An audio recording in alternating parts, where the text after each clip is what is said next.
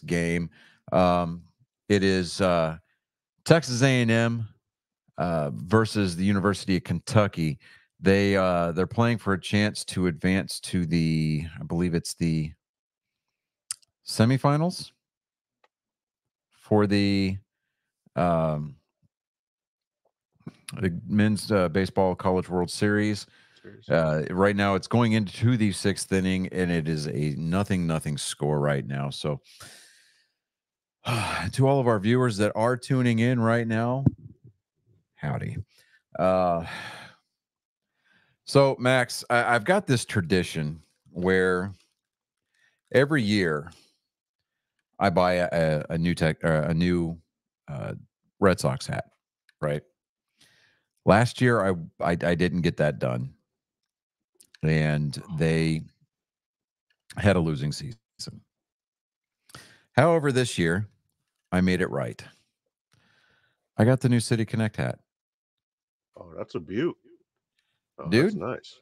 Not saying that one has anything to do with the other, but since I bought this hat, the Red Sox currently, let me get this all pulled up here.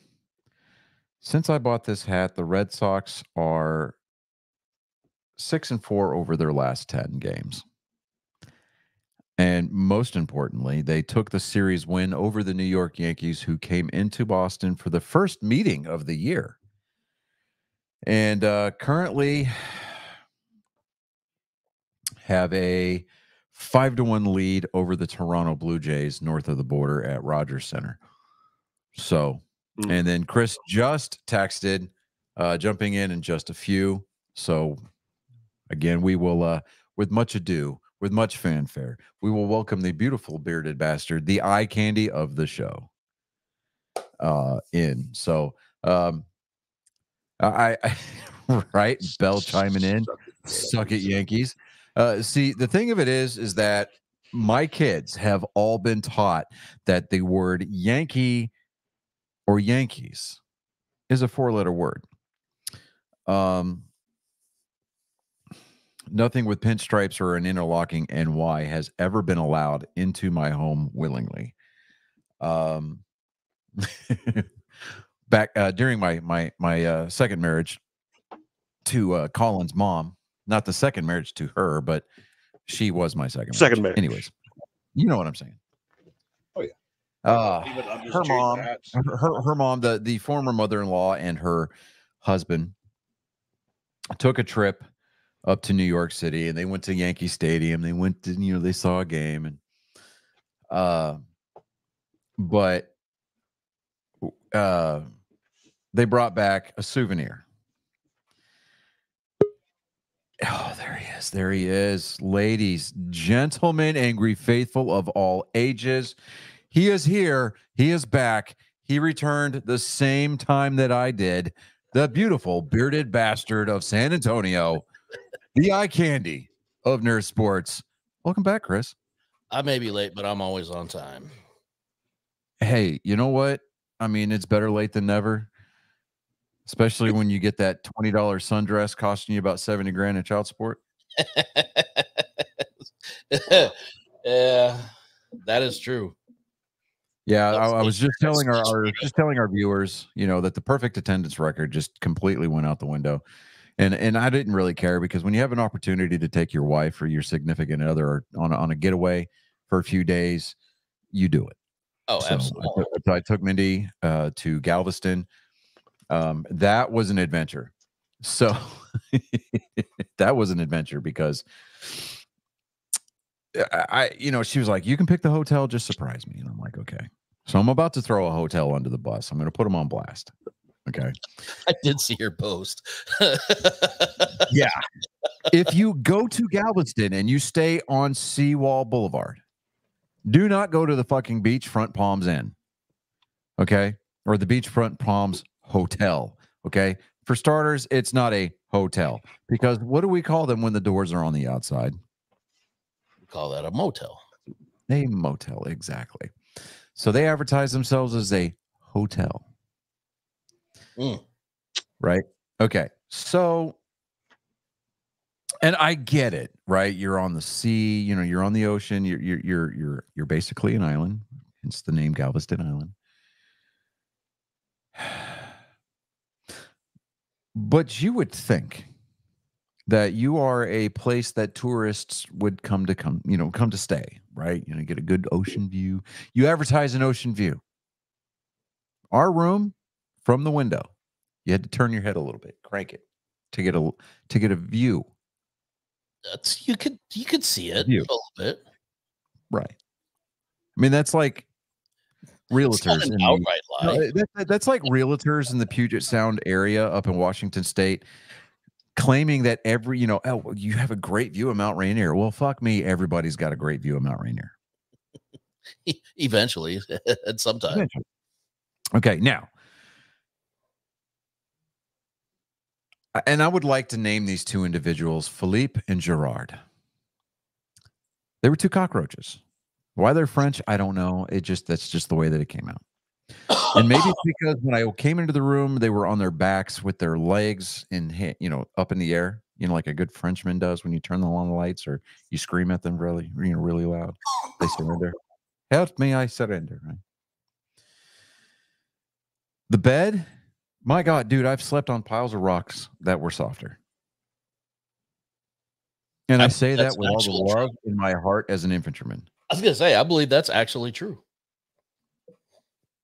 So quite literally, I called booking.com, finally got somebody on the phone. I said, this is horse shit. There was your first choice. That was your first mistake. No. I said, this is horse shit. They advertise themselves as a hotel. They're not. They're a motel.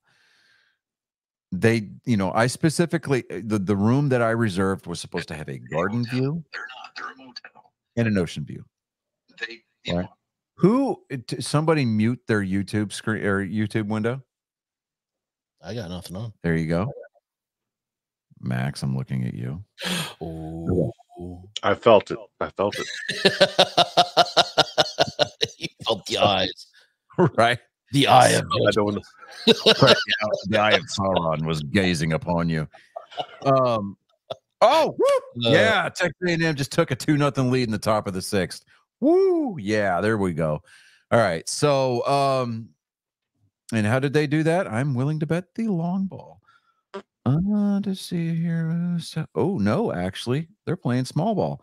A double down the right field line. Runner advanced to third. Single to shortstop, and 2 runners score. How do you? Oh my God! And then now it's still nobody on. I mean, nobody out. 2 on. Oh, Texas A&M. I love thee.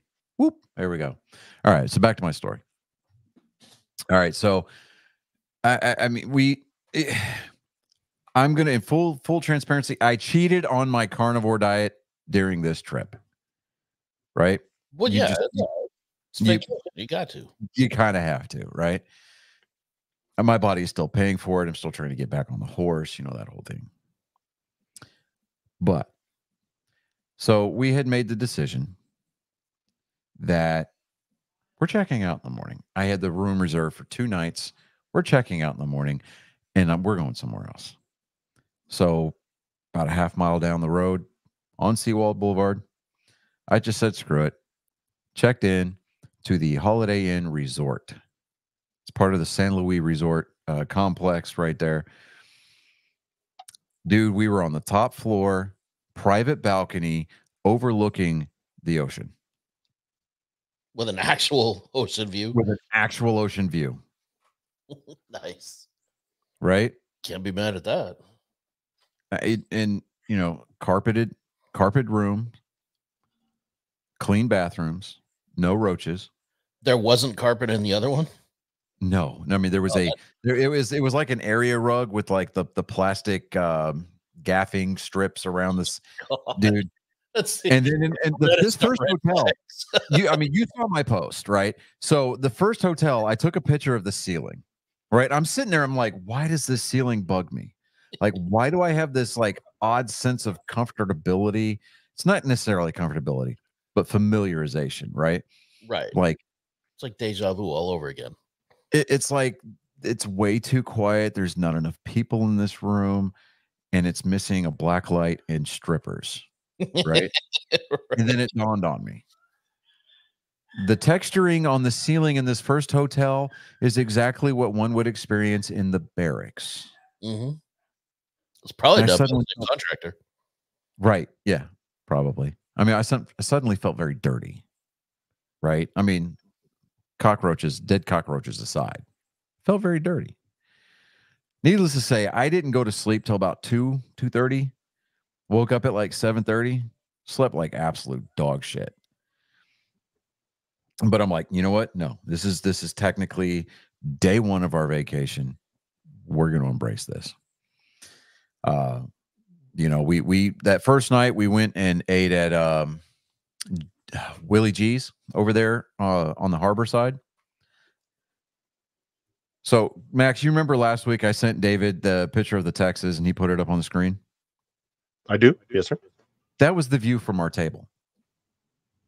Oh. I'm getting to stare at a badass piece of American history. You know, and she is looking, she's starting to look real good, right? Let's see, the next morning we went to what was the name of that place? Holy crap. It's a breakfast place. I cannot remember the name of it. It starts with Miller's, I think. Yeah, I think it looks like Miller's.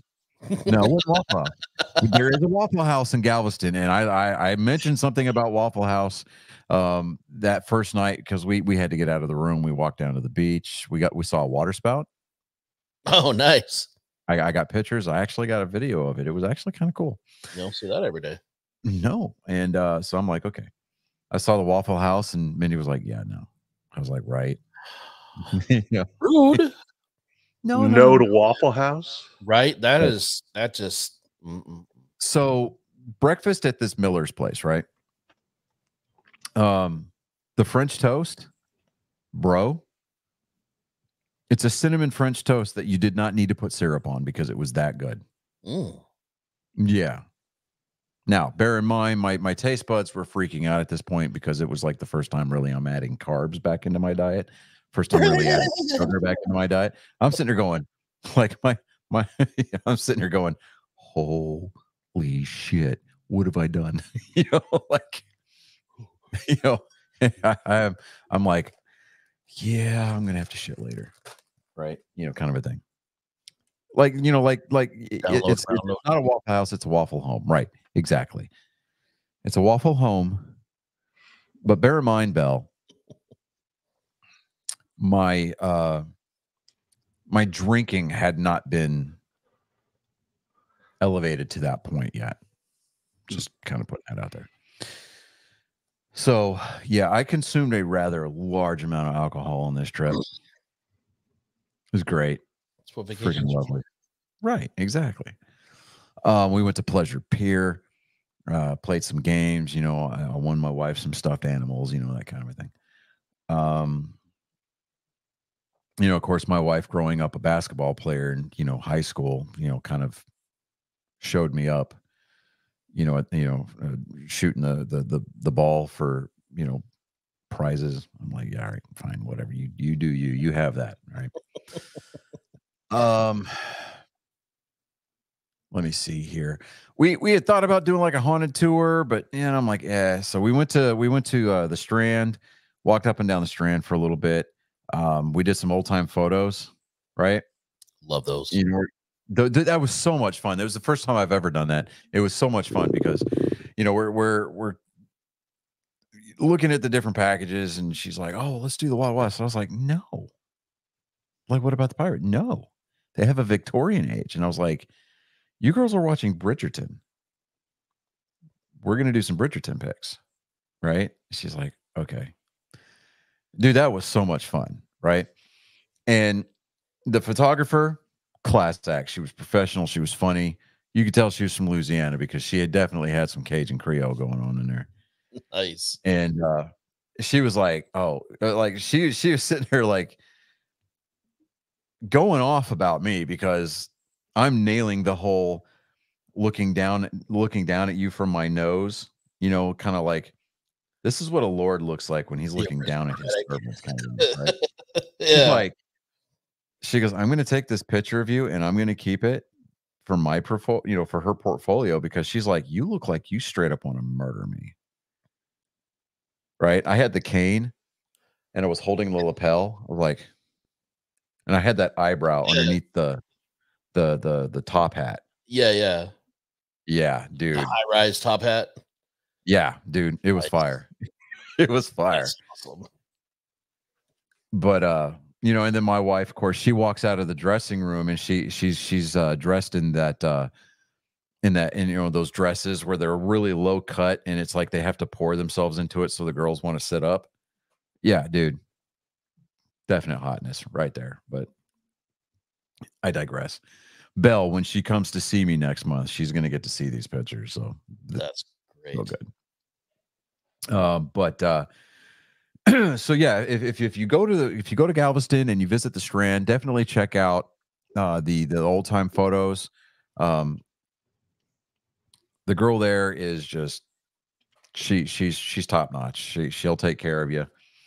Yeah, told her about the podcast. You know, of course I'm plugging the podcast, Oh, yeah. and you know, so maybe she should remember that next month when we take the boys for like a short little weekend trip and we try to go in there, and she'd be like, hey, I heard you shout us out on your show, and she hooks us up with a little bit of a discount. That'd be kind of awesome.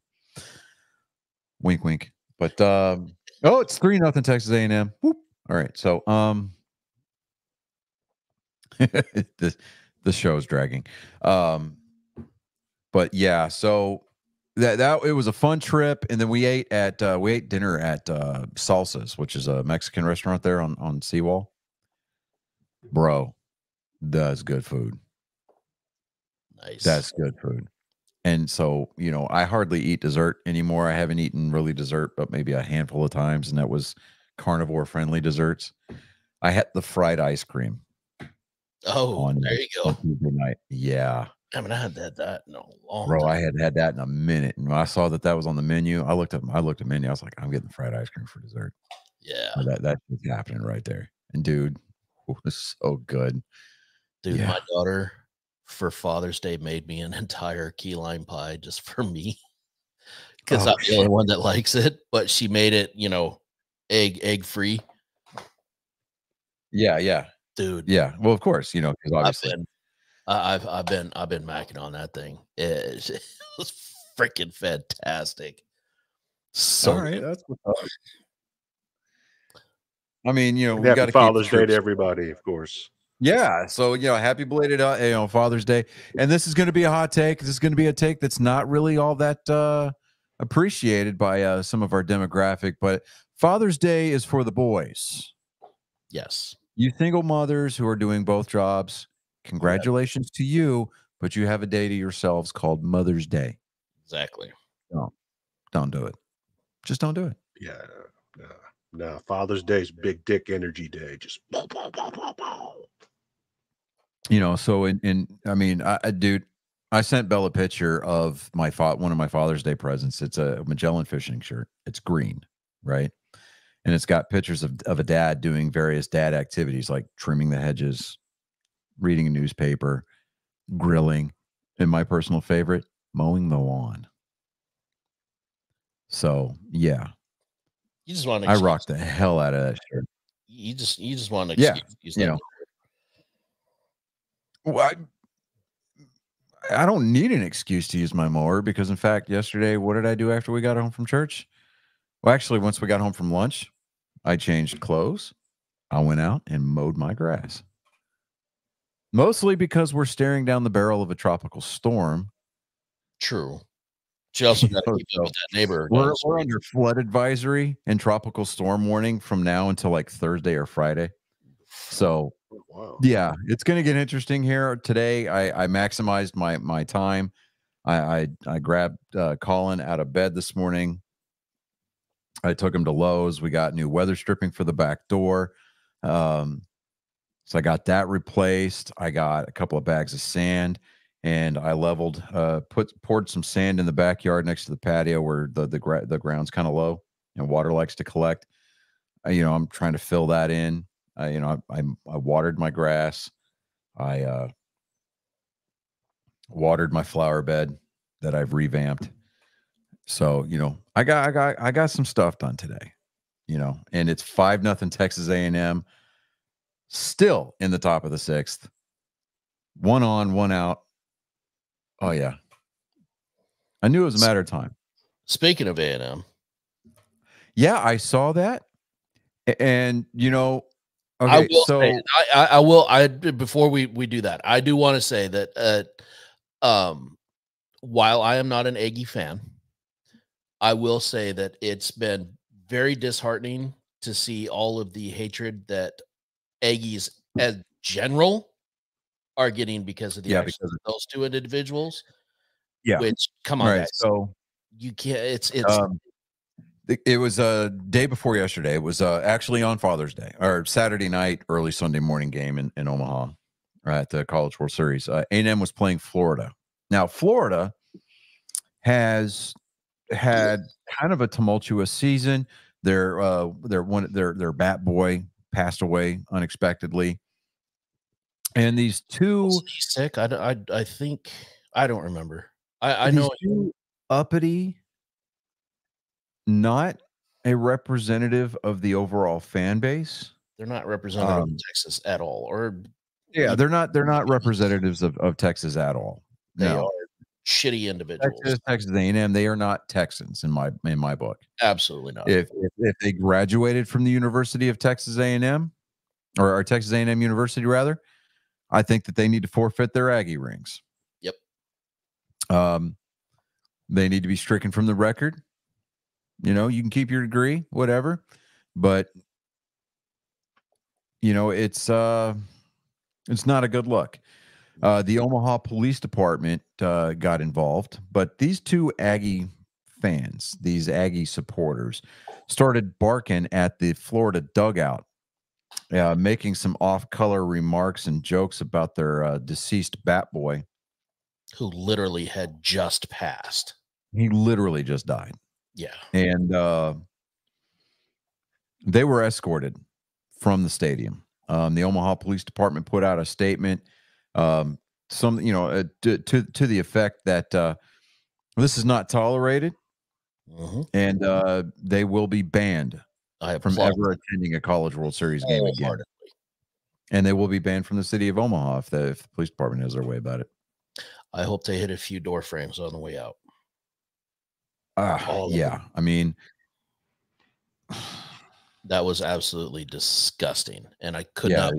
And it really, really bothers me that there's so many people on comment sections that are saying, "Oh, that's just Texas for you," or "That's the Aggies for you," or that every fan base, every fan base, including Red Sox Nation, Ranger Nation, what have you. It doesn't matter what team you root for, whether it's the Chiefs, the Cowboys, especially the Cowboys. The Eagles, especially the Eagles. My God, the Eagles invented okay. But do not, and I say this again. I mean, even the Eagles fans have those shining examples that are contrary to the rule. Okay. Except the time they threw snowballs at Santa. Yeah, that were laden with D-cell batteries. Yeah, no, I remember that. But don't take that as, or I mean, that is it's an anomaly. That's what it is. I mean, we're going to just call it what it is. It's an anomaly. They're the exception, not the rule. Yeah, they are the very smallest of exceptions, not the rule. Yes, the A&M fan base is known for things like midnight yells and bonfires, and we don't have cheerleaders per se, but cheer dudes or whatever they're called. I mean, make your jokes, plug them in, whatever. But there's a spirit of I mean, there's a very high level of esprit de corps when you're talking about the Aggie fan base, right? These two douche nozzles, and I say that making and that gives a bad name to the douche nozzles of the world. there's no place for that in sports, period. You can catcall, you can, you can chirp all day, Sure. but the material has to be appropriate. You Yeah. can make fun of somebody's mom before you start talking about a dead teammate. Who's not even cold in the ground. Yeah. I mean, not even, I mean, they haven't And the- even been released by And the a corn. child at that. Right. Yeah. Exactly. So, Like, come on. yeah, there's a thing called class. You got to have that. Mhm. You guys didn't do that. You should be banned from future events in Omaha. And if Texas and if Texas A&M University really wants to make a statement, either have them hand over their Aggie rings or you ban them from future events or sporting events for where Texas A&M is involved. You Period. cannot make a strong enough statement against these two individuals. Yeah, I mean you can't. Absolutely not.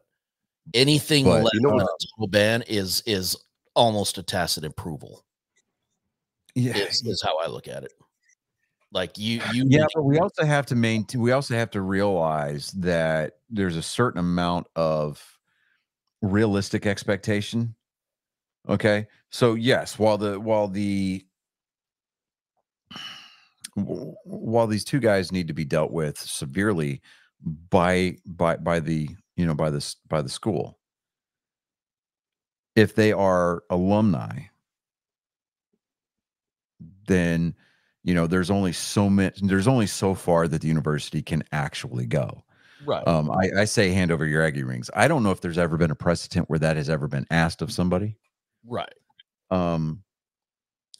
But And I understand it's probably not enforceable, but yeah, you still yeah, need to get out ahead of that. yeah. I mean, at least, and I hate using this term, but for optics' sake, get out in front of it, and the university president and the athletic director needs to come out and make a statement that disavows these two individuals. Yes. In the And at least, possible. yeah, I mean, use the strongest possible language. I mean, for the love of God, use the F word in your statement. I don't care. Mhm. Okay. It'd But- be wildly appropriate in this case. Yeah. I mean, I will, for Fuck knuckles or something like that's for a modest fee of my gas money to and fro, I will be willing to stand on the podium in your stead. I don't care. do like that Key and Peele skit with Obama and his Bob. hype man. And just do where they say the statement and then Johnny says what really should be said. Right. Oh, Yeah, like you got the AD and the university president standing over there, and they say something, and when the camera pans over to me, because I'm supposed to be doing the ASL, I'm just like Fuck those guys. this, like these fucking fucks right here, and I'm gonna have their pictures on poster board, right? Yeah. These fucking fucks right over here, they are a load that should have been swallowed. Yep. The best part of them ended up as a stain. Yep. On the Daisy Dukes that their mom was wearing. They veered so far from the straight and narrow that your average American college kid is now straighter than the pole their mom dances on. Ooh, goodness. Things like that. pretty straight.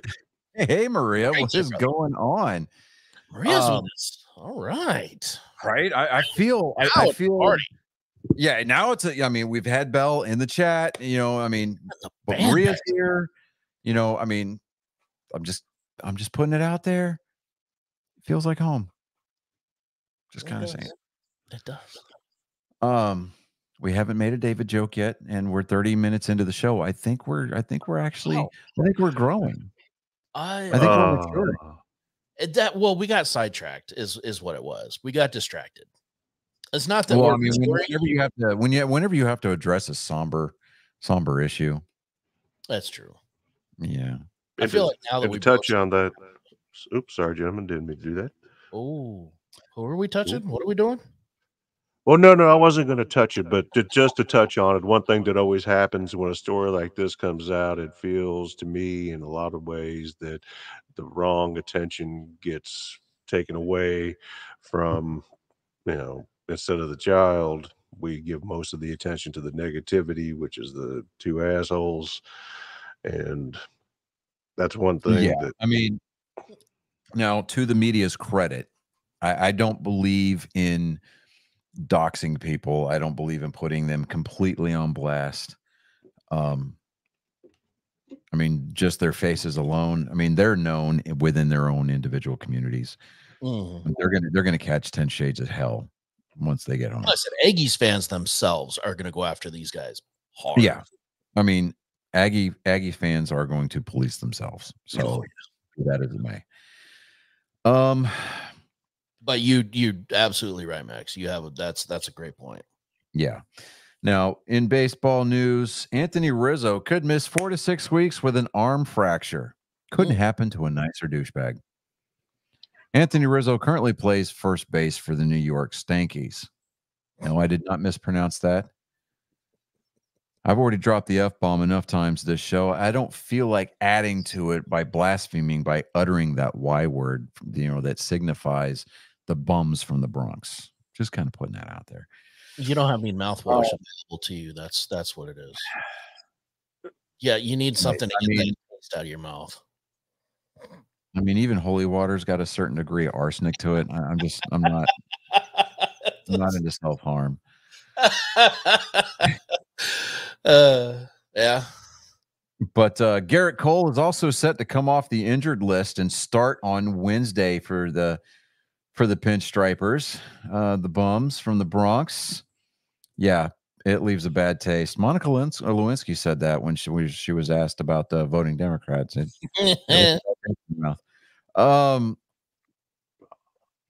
I would love nothing more than to see Garrett Cole get popped for using sticky substance on his return to the mound, or I don't know, maybe suffer a setback, during his warm-up pitches before the first pitch of the game. He, throws some warm-up pitches, and then there's an audible pop heard around the stadium. And then he just falls to the ground, writhing in pain because he has to go out for another Tommy John surgery. I mean, that's a little dark, but hey, you willingly sign a contract to go play in New York. Fuck you. All right. That's just kind of a thing.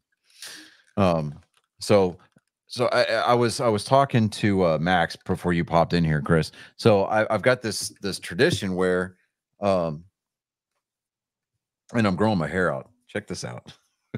Oh, look at. Can I shoot?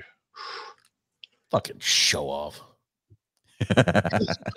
So I've got this tradition where every season I buy a brand new Red Sox hat, right? Every season I buy a brand new Red Sox hat. Last season I didn't do it, and they had a losing season.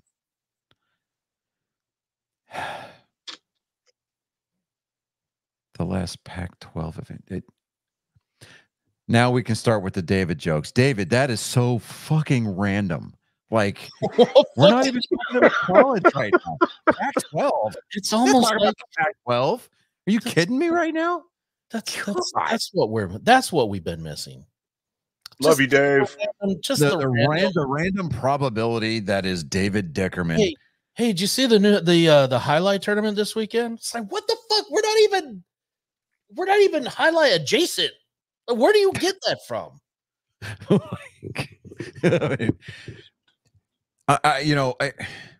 Hey, speaking of the Third Reich, what?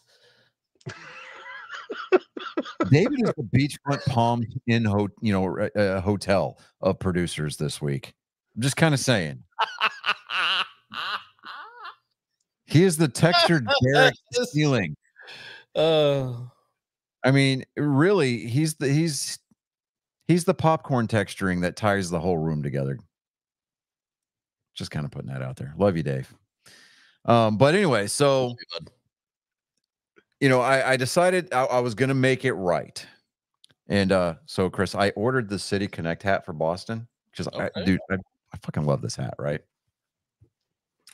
Now, since buying this hat, the Red Sox over their last 10 are 6-4.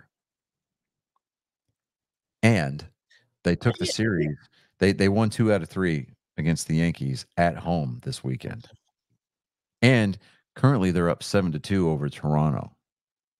Maybe I need to find the Rangers hat and do Find that. you a Rangers hat. I mean, dude, it's a great tradition. I mean, to quote Michael Scott, I'm not superstitious. I'm a little stitious. Just a little stitious. I Okay. need to do something because damn. That's all I'm gonna say is damn. Right. Because I mean, like I had said this to Mindy. I was like, I bought a Houston hat 2 weeks ago. Their When you City went to the Connect game? hat, their Space City uniforms are god awful ugly, right? But their City Connect hat, I wanted it specifically for the reason that on the inside of it, you know, where it's got the seam tape that they stitch in there that says New Era on it, you know, all the time. Mhm. Inside the Houston hat, it says Houston, the Eagle has landed. And it's got a silhouette of the Eagle lander, the lunar lander, on the inside of the hat band. And I'm like, to me, that's cool. That's literally the only reason I bought that. That Right. is kind of cool. I'll give you that one. And I felt dirty as shit, right? Bought the hat because we went to go see the Astros play the Cardinals on the 4th, right? And I felt dirty as shit wearing an Astros hat. But I had a Fenway shirt on, right? So yeah, you got to offset it a little bit.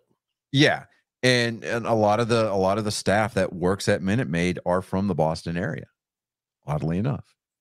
Right? I was getting stopped often while I was there. Are you a Red Sox fan? Yeah, brother. You come here and we gotta hug this out. And I'm like, okay. One of us. You know, I'm just like, I'm like, okay. But you know, so but yeah, not saying one has to do with anything with the other, but I mean, it can't be that coincidental. Just kind of throwing that out there. And on top of that, I did finally order the Nike Elite jersey for the City Connect. It's Rafael Devers jersey.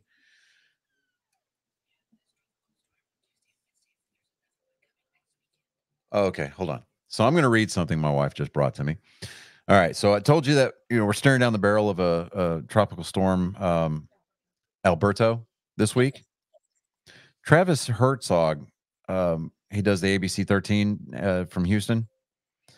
22 minutes ago says, I've been getting a lot of questions about this, so I wanted to get a quick post out to say, yes, another tropical low could spin up in the Western Gulf this weekend. Details are fuzzy this far out, but early indications are that it will head farther north than our current system out there, and it could get stronger. Let us get you through the next couple of stormy, windy days, and then we'll tackle the next potential storm later this week. So let me see. I love how you don't. I love you so much. Like, okay, so I don't know if you can see that here. Right, that's currently what we're looking at, or that's what's developing out there in the Gulf, right? That's for this coming weekend or whatever, the second one. Do they have so landfall yet? They're predicting landfall to be closer to the Mexico side, which is going to put us on the dirtier side of the tropical storm. I just say that's going to be the rain side. Oh shit! Is it Port Arthur? Yep. Okay, so between Houston and Matagorda Bay. So we're gonna get some weather. Now, to be fair,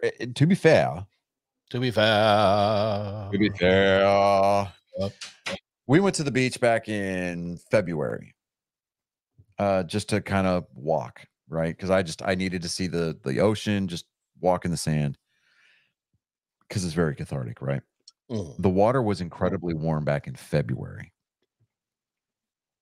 And so whenever the water is warm out in the Gulf, it sucks a lot of systems up in there that a lot of times will either develop into a tropical storm or they will turn into a full-fledged hurricane. So, yeah. And it's not the wind and the rain and the flooding that I'm worried about, right? That I could care less. I'll ride out a storm.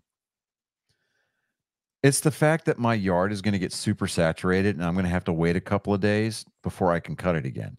That's what I'm worried about. Dude, I have become like a lawn geek.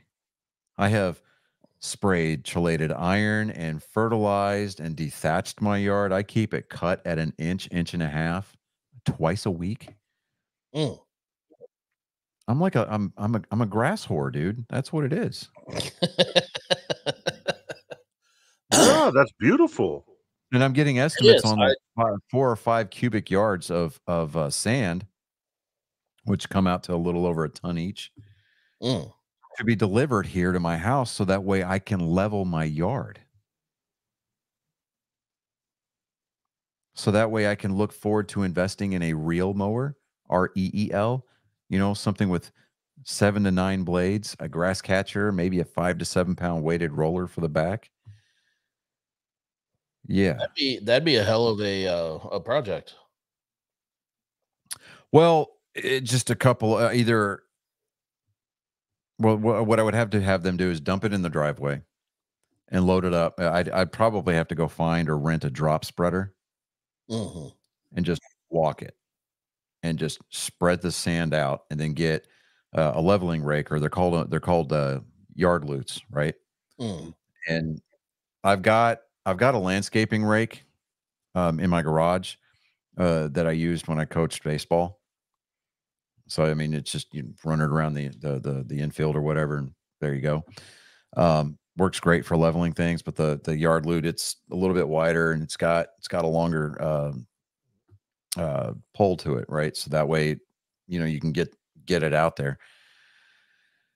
The idea is for me to get that sand leveled out and it's thicker in the lower areas, and start watering it, so that way that sand sinks down into the soil and it pulls everything up, and so it's nice and level, and I don't have that undulation.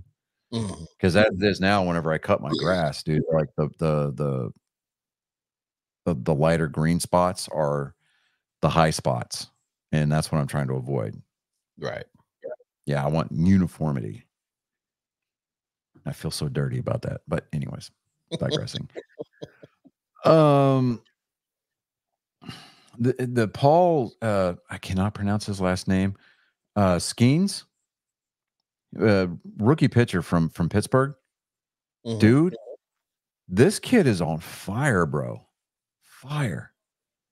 I'm like, I am excited about him. Like, I'm not necessarily a Pirates fan, but I would buy one of his jerseys. I'm just kind of throwing that out there. Yeah. I mean, he's out there twirling 100 mile an hour in the late innings. Bro. As a rookie? As a rookie. Damn. Yeah. Like, the Cubs thought that they were going to show him up, right? Because the Pirates went up to Chicago, and so one of the marquees said the kid is about to get taken to school today, right? Talking about Skeens. Yeah. He went out and threw 6 innings of shutout ball. Oh shit. Yeah. I'm like, damn. And he's flirted with a no-hitter into the 7th inning twice already this year. Yeah. Those are one of those inner city schools that you don't really get good grades in. It's poorly funded. So I was looking through not a lot of NFL news. Hard Knocks this year is going to be featuring 2 AFC North teams. Who cares? It's AFC North. Right. Which 2 shitty AFC North teams are they going to pick? If you had to guess, they haven't announced it. Let me look here. We are looking at well, let me see here. It will the new episodes will feature Ravens, Bengals, Browns, and the Steelers. Oh my God. Oh, wow. All right. So for the first time ever, HBO and NFL films will follow all 4 teams in the AFC North. Because for the first time, so they were The first they were last year. The AFC North was the first division to finish with nothing but winning records. I'm still reserving the right to call that a trash division. Still, Yes. the difference a year makes. Yeah. Right now, game 5 of the NBA Finals. Dallas is trailing 31-43 with 7:23 left in the half. I would like to see this go at least 6 games. Luka's got a lot to learn. Yeah, I mean, if the season ends for the NBA tonight, Luka needs to look back and go, okay, we got to come back. We got to run this back next year. I think the Celtics are too strong. They're my varsity team anyway. So, I mean, either way, I was going to be happy. I would have liked to seen this gone 6 games, but I mean, unless the Maverick bench catches fire, I see him closing it out at home tonight. 100%. The Celtic faithful are going to pour out on a Causeway Street and lose their fucking minds, and they're going to have a duck pope parade next week or by the end of the week. Pure, plain and simple. In the NHL, do what? Oh, sorry, Waltham. My brother-in-law lives there in Waltham. Oh yeah, there you go. Game 5 of the Stanley Cup final is going to be tomorrow night at 7 o'clock Central Time, 8 Eastern. The problem with the Oilers is that during their Stanley Cup final run, the girl who flashed her tits at everybody has not been to a single game. Facts. Bring her back. Yeah, that's what we need. Chirping. That's the kind of chirping that we could all get behind. Or yeah, I mean, exactly. But yeah, she might be the only thing that stops an invasion of Canada by the U.S. and her beautiful breasts. Just saying. Right. We can take them. She got on Twitter. Twitter did their thing and they found her. They identified her. And she was like she deleted a lot of her. I mean, she deleted almost all of her socials. I think she forgot about her Twitter account. Yeah. But yeah, so I've got Colin making his way downstairs. He is here. He just and then here he comes. Let me get his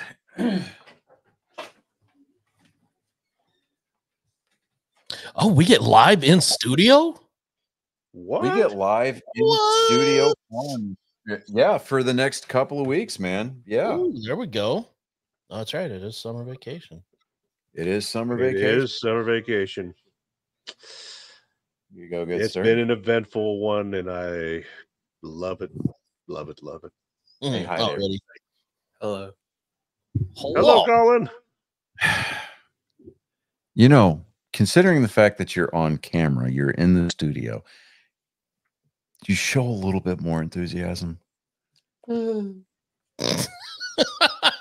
take that. You gave him the purple headphones. Listen, false motivation is better than no motivation. Yeah, it's all smoke and mirrors, you know. Aren't so. I mean, I believe that was actually a famous code by the French army. no. Well, it might have been, but the one person from my history, from my personal history, was my my former platoon sergeant. At the time, it was Staff Sergeant Kinder with the 1st Platoon Delta Company, 2nd 327. I'm trying to remember. We were either out in the field or it was during our 25 mile, which ended up being a 27-mile road march.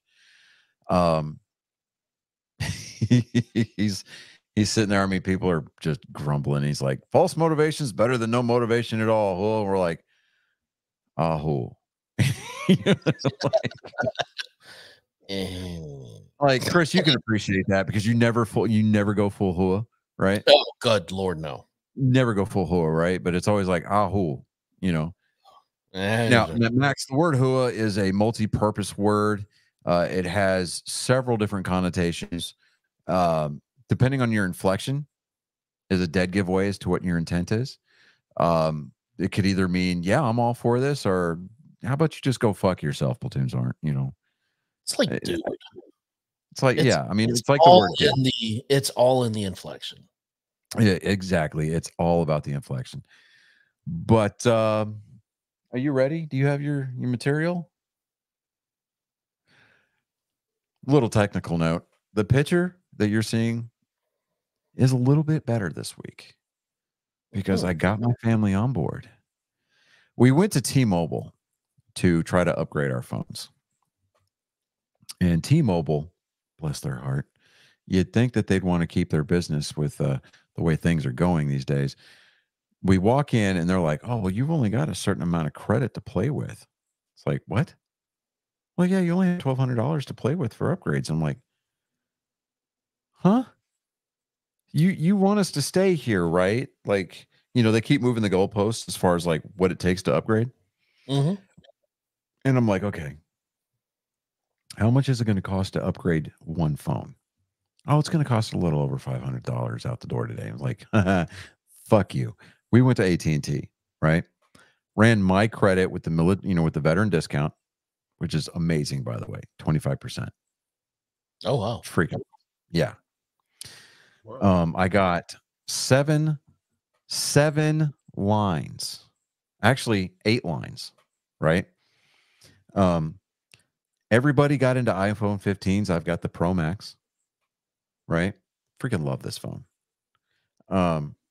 My wife and I both upgraded our watches to the SE Generation 2 watch, right? And I got an iPad with a data line on it. Out the door for $1,030. oh wow, damn. All brand new devices out the door. So I And go, they'll- and upgrade. I Yeah. go and get my Cricket special, and I'm out the door for like $250. But that's what I appreciate about you, It's good enough for me. right? But and so the manager of the AT&T store here in Lake Jackson, Phoenix, amazing guy, right? Was talking to him about the show and everything like that. Gave him our website, showed him our merch store. Just doing my due diligence and helping to pimp the show out there. Sold me on switching over my internet provider. So down here, I've had Xfinity for a couple of years now, right? Down here, everybody pays for the gig service, but we don't get gig service. We get about half the speeds that we're paying for because we're an outlining area, whereas Houston gets the full kit and caboodle, right? I have fiber optic internet in my house now. Nah, nice. I get a full gig, right? On any kind of given day, I could run a speed test here at the house. Dude, my upload and download are pretty symmetrical. It's running right about anywhere from 850 to 926. I have a ping rate of 9 milliseconds. Isn't it gorgeous? And I cut my bill in half. Yep. I'm like, yeah, Shit, I'm just not going. I'm like, what? Yeah, okay. Why are we not really the only real reason why I was so adamant about staying with T-Mobile was because they gave you MLB Premium free every year. Like, fuck, I'll pay the $160 next year. I don't care. Right. I could really care less. I'd be worth it for all the savings. Let's say, and then you're still better off than you were. Yeah, I mean, my internet and cable bill through Xfinity was like $240 a month. I've kept the cable through Xfinity, and I've got internet through AT&T. I mean, right now, my combined bill is like $170. So I went with Google Fiber. I pay $70 a month for the gig. Yeah, it's so nice. Yeah, it's awesome. I mean, I'm sitting there and I'm downloading updates on my Xbox, and I'm sitting there going, I'm like, oh my God, I don't have to wait for anything. It's so good. You have it plugged directly? Yeah, because I got the modem is actually here in the office. And I've got extenders throughout I've got 2 extenders here in the house. I'm thinking I'm going to pick up a third. Just a, you know, you can never have too many, just right? to beef it up. Yeah. But the extender that's in the living room's got 2 hardwire ports for Ethernet cables. I plug the Switch dock and my Xbox into it. Nice. And I'm like, holy crap. I ran a speed test on my Xbox. I'm sitting there like 926 megs a second. I'm like, oh my God. Download everything. Oh my God. Oh my God. It's a family show. Oh my God. There's kids around. There's children here, for God's sakes. Give him the old dick twist. All right. So without further ado, live, not from New York, but from the coast of Texas, it's Joke Time with Colin. Here we are, rising from the smoke and haze of desolation. It's much too foggy, but it's a Ronin, bent on wrongdoing that which has been said right, but here for your ears and your eyes even to feast upon. I mean, it's somebody's genetic code, but ladies, gentlemen, angry faithful, all ages, it's that time again for Joke Time with Colin. What does a lesbian have in common with a mechanic? Snap-on tools.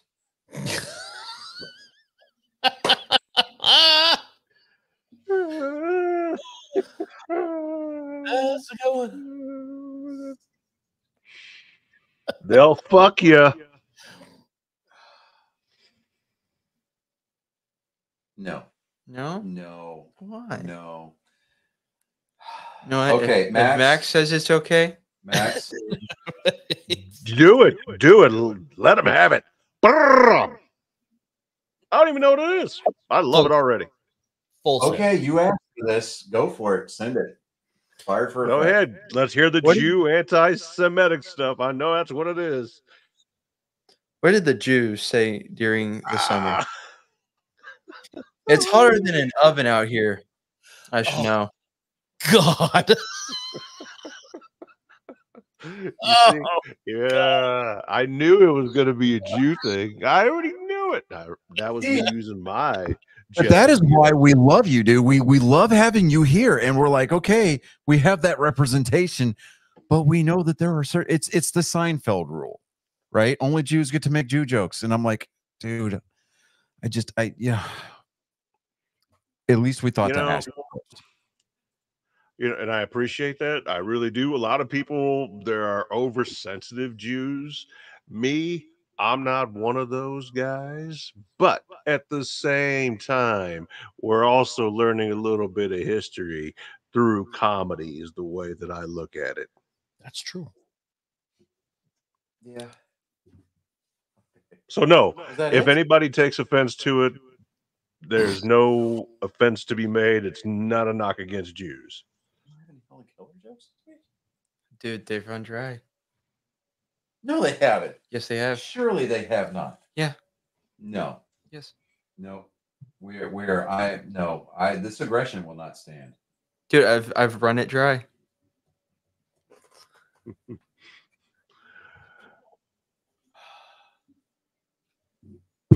He claims that the Helen Keller well has dried up. Wow. I doubt that. On that one. You've done that one. Okay. Shit, maybe it has. Wait a minute. No. He did have a really good run there for a while. Can you imagine if Helen Keller and Stephen Hawking like hooked up when they were still alive, if that were possible? And they hooked up and they got all shit hammered drunk. Yeah, but you might Fucked and made a baby. Can you imagine what that baby would look like? Okay. Well, here's the thing. Okay. It does not matter where you get the ammo as long as you're able to draw it, send it. Chamber, lock and load, pull the fucking trigger, right? Am I wrong? Hey. Yeah. Scorched I mean, earth, motherfucker. Scorched earth.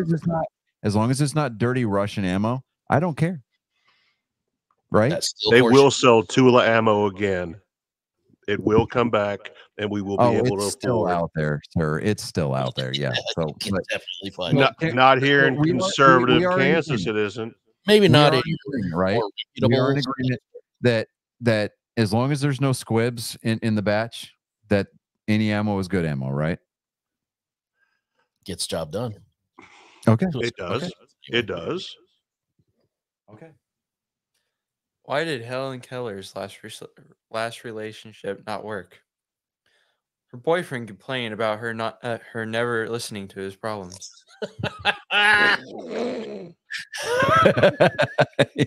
oh, oh my God. It's like you don't even care about me. I found one that I got a reaction out of calling on. Yes, this one's gonna be good. Wow, go for it, dude. And to all our deaf listeners using TTY, I hope you find this as amusing as we do. See, the problem is you said listening, not reading. Just. Blind people can't read unless it's Braille, bro. Why does Facts. Helen Keller wear tight jeans? So people can read her lips. I knew it. I knew it. Does it also reveal her spirit animal?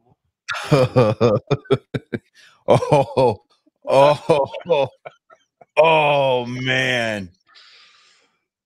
Oh, shit. I don't get that one. Okay, what hold on. I don't get it.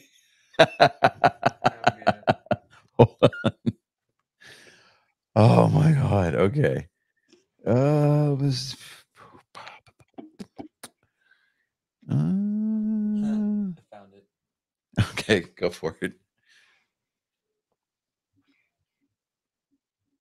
This one. Okay, you know how to pronounce that though?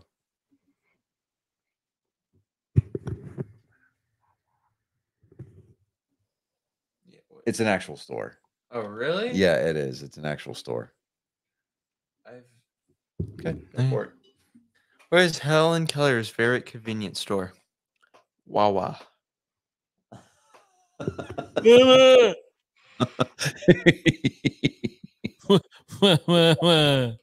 Oh my God.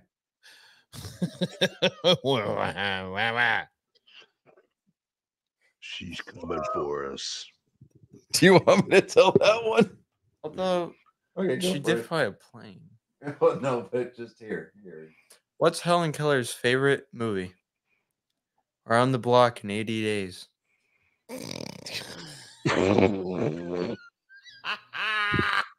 I liked Around the World in 80 Days. Oh,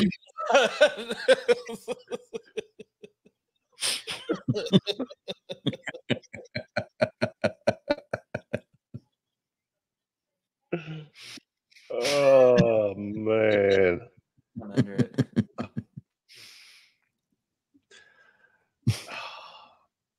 There's cold beer in hell. I don't drink, but I sure hope so, because that's where we're going. Helen Keller was a psychic. She called it a fourth sense.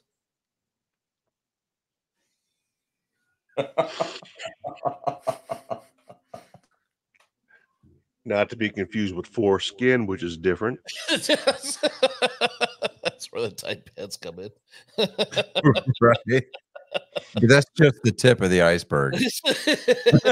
Bum, bum, bum.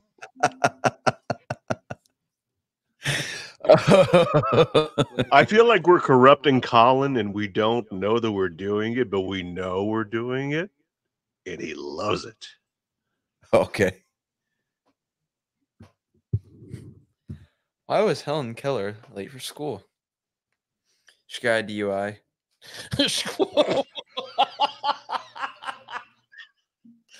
Oh, it was Yeah, gonna be like if she couldn't hear the alarm clock. It wasn't because she was blind. It's because she was a woman. Oh, Oh, bro. oh. That's Nah. Oh. Oh, that shit's funny. I don't care who you are. Oh, fuck, I love it. Good. Okay. How did you get Helen Keller to keep a secret? You break her fingers.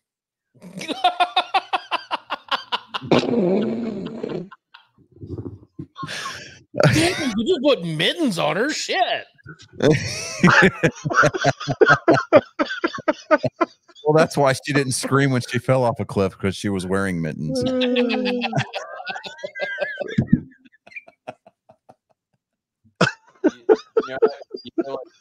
It wouldn't completely cancel it out. Just a little muffle. Oh, did you hear him? He said it wouldn't completely silence her. It would be more like a muffle. It's a suppressor. Yeah. Suppressor. Small sounds. Oh, what did Helen Keller do when she fell down the well? She screamed and screamed until her hands turned blue.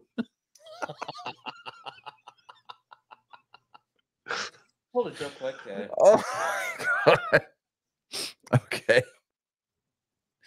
Oh. And just like that, he's gone without regard or care for your moral well-being. You, unfortunately, Tell it after the outro. have been witness to yet Save that one for next another week. traumatic episode of this guy's genetic code Oh my God. assaulting your soul without consent. It's so violent. I just don't know what to do. But, ladies, gentlemen, again, angry faithful of all ages, this was joke time with Colin. You going back upstairs? Yeah. I'm showing them. I show them a show. Yep. I figured as much. Okay. I'm sitting on my knee. Put the chair back.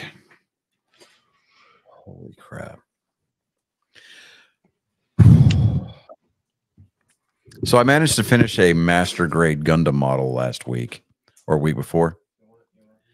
No. Don't. No, just go. And then for Father's Day, Colin and Reagan got me another master grade Gundam. So that's going to take me another 3 days to build. Yeah. I'm not done with the first one because I still got to put all the stickers and markings on it. Bro. Like close to 300 pieces. Oh, God. And it was fun. And But you my say eyes about hurt.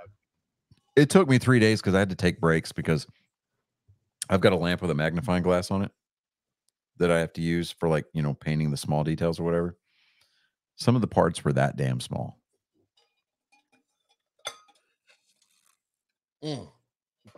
but you enjoy doing it. Oh, I do. I really do. But let me see here. So they held an inaugural race, or inaugural cup race at Iowa Speedway yesterday. The defending points champion Ryan Blaney finally punched his ticket for the postseason, and he picked up his first win of the year yesterday. Told you Ford's going to start turning the corner, and they're going to come in bunches. But Motorsports is not done winning by any stretch of the imagination. Kyle Larson won the week before. As soon as they reinstated his playoff status, he went out and picked up a win at Sonoma, right? Which I know that Max, you and David did your due diligence and you covered NASCAR last week. Okay, thank you, because I was about to fire both of you. I thought like you had one job. one job. At least we got the winners right. I popped in last week while I'm sitting in Willie G's, having dinner with my wife, just to troll you guys a little bit in the chat.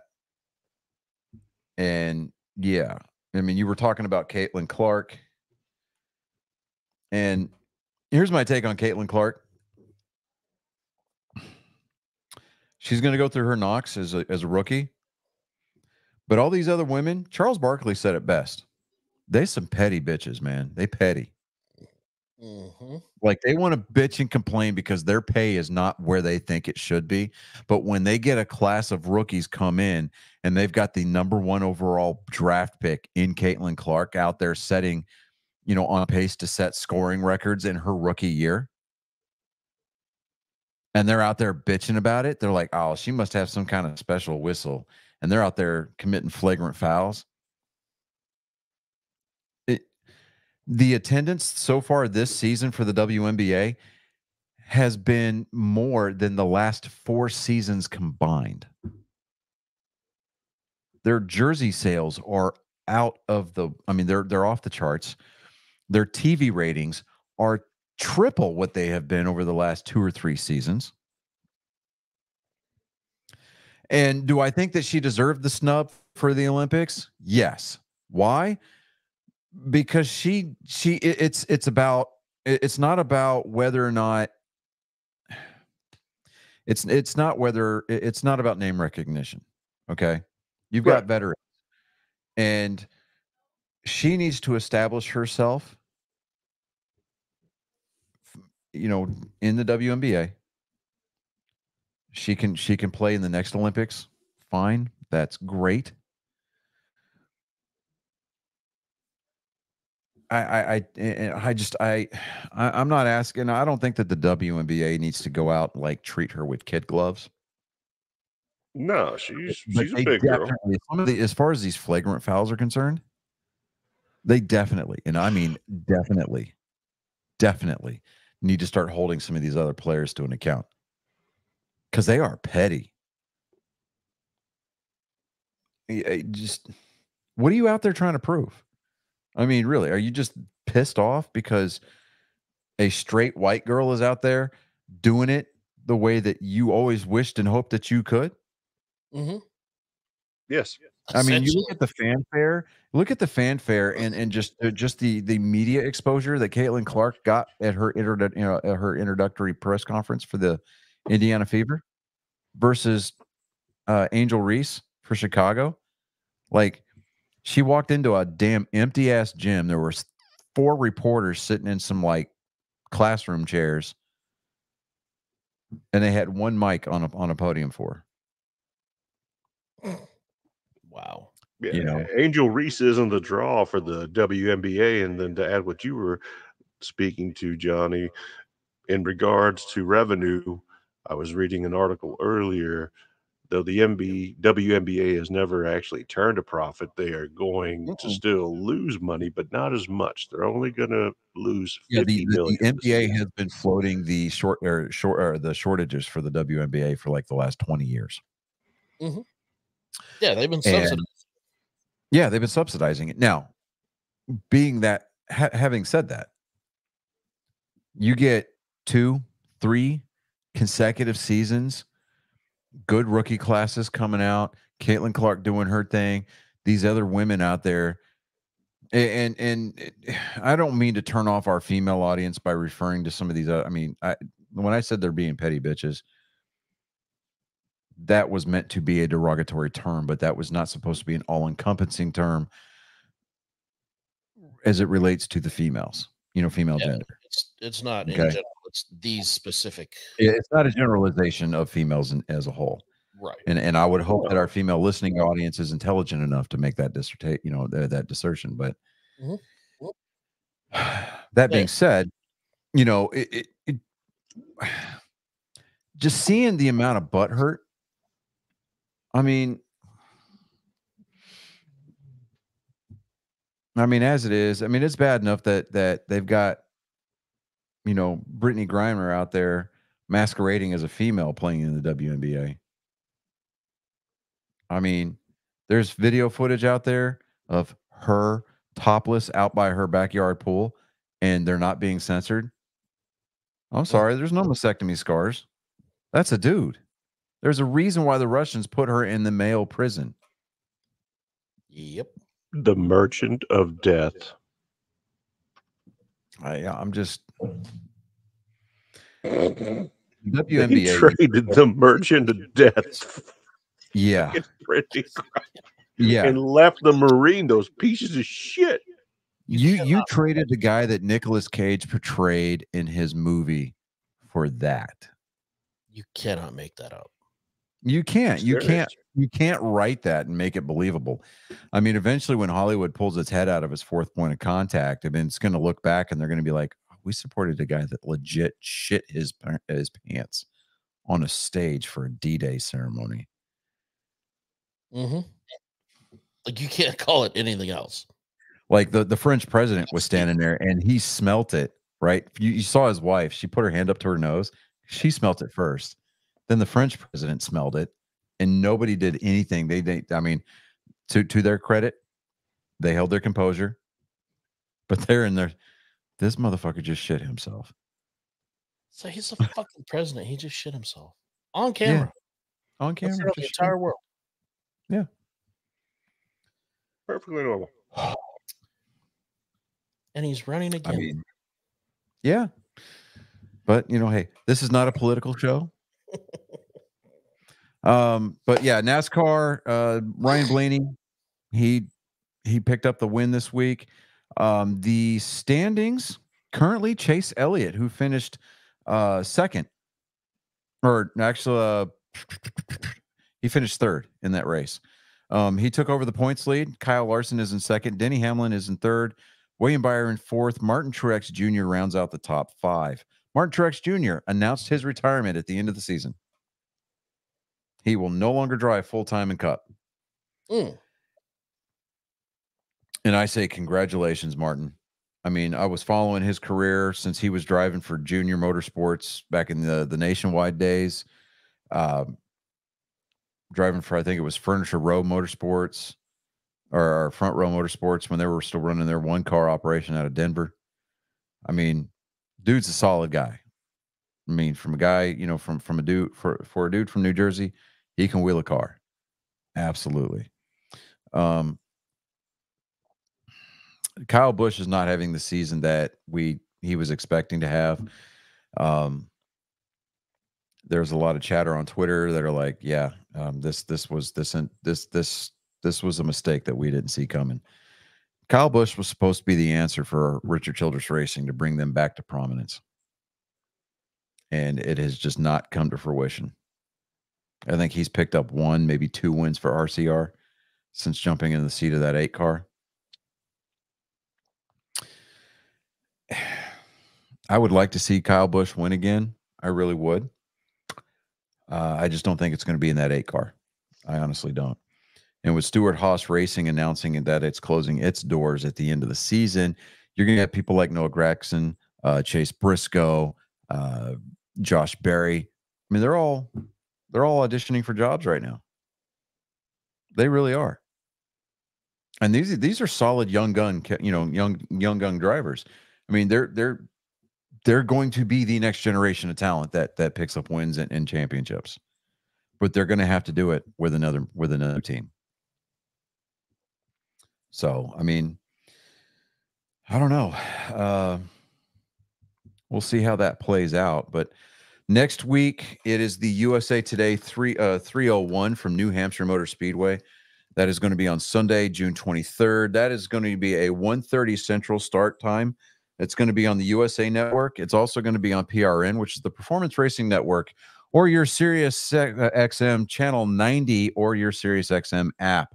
Definitely check that out. New Hampshire's a cool little short track. I mean, the big draw is going to be what happens on the track, but it's going to be the things that are offered to the fans, the midways, the concerts and things like that. They've got a ton of events. I mean, just the area around New Hampshire Motor Speedway, they bank on this race every year, and they make a killing from it. So, I mean, that's pretty exciting. And then after that, everybody is going to turn their attentions toward Music City. It's going to be the Nashville Super Speedway race. And then on July 7th, it's going to be the Chicago Street Race, the second Chicago Street Race. Last year's was a pretty surprising success. I halfway expected half the teams to have to find a way to hitch a ride back to North Carolina, because I thought for sure that either somebody was going to end up shot or a team hauler was going to get stolen during the race. I mean, it's Chicago. You go for the pizza, you stay because you got shot, right? That's true. But after that, after Chicago Street Race is going to be on the 14th of July. It is going to be the Turkey Triangle. It's going to be Pocono Raceway. So that's always a fun race to watch.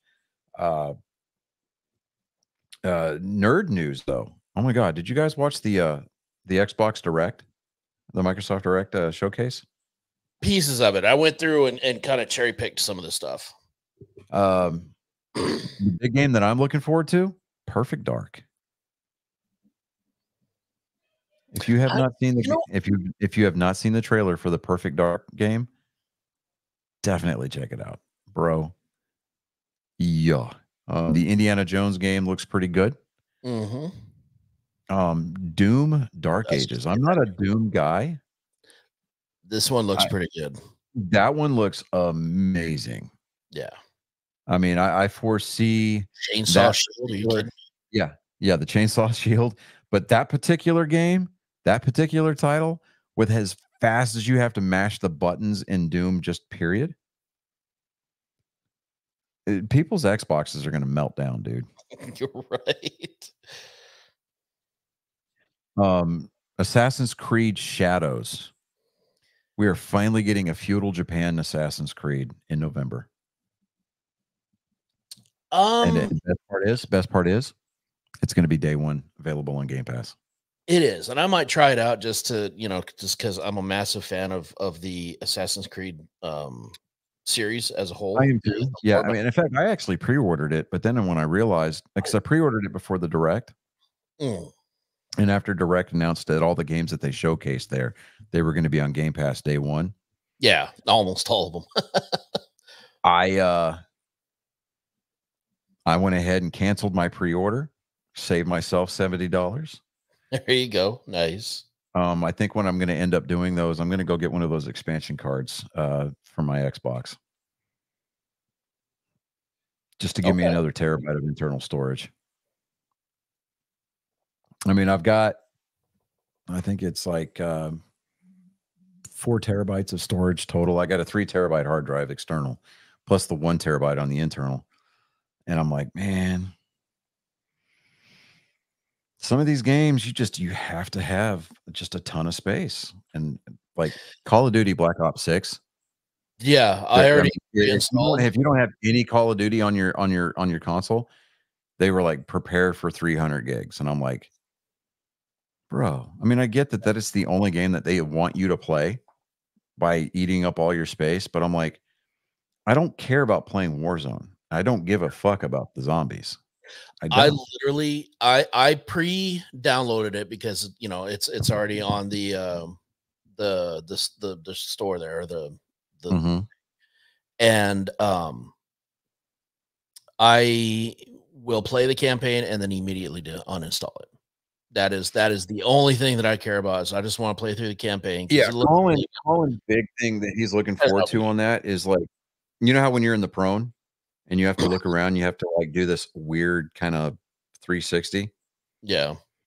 He said when you're in the prone and you want to look behind you, your character actually rolls over on their back now. That's kind of cool. That is kind of cool.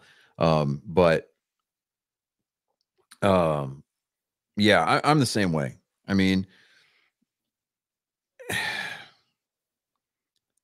I want this single player campaign to be good. I do. I want it to be good. I want it to be successful.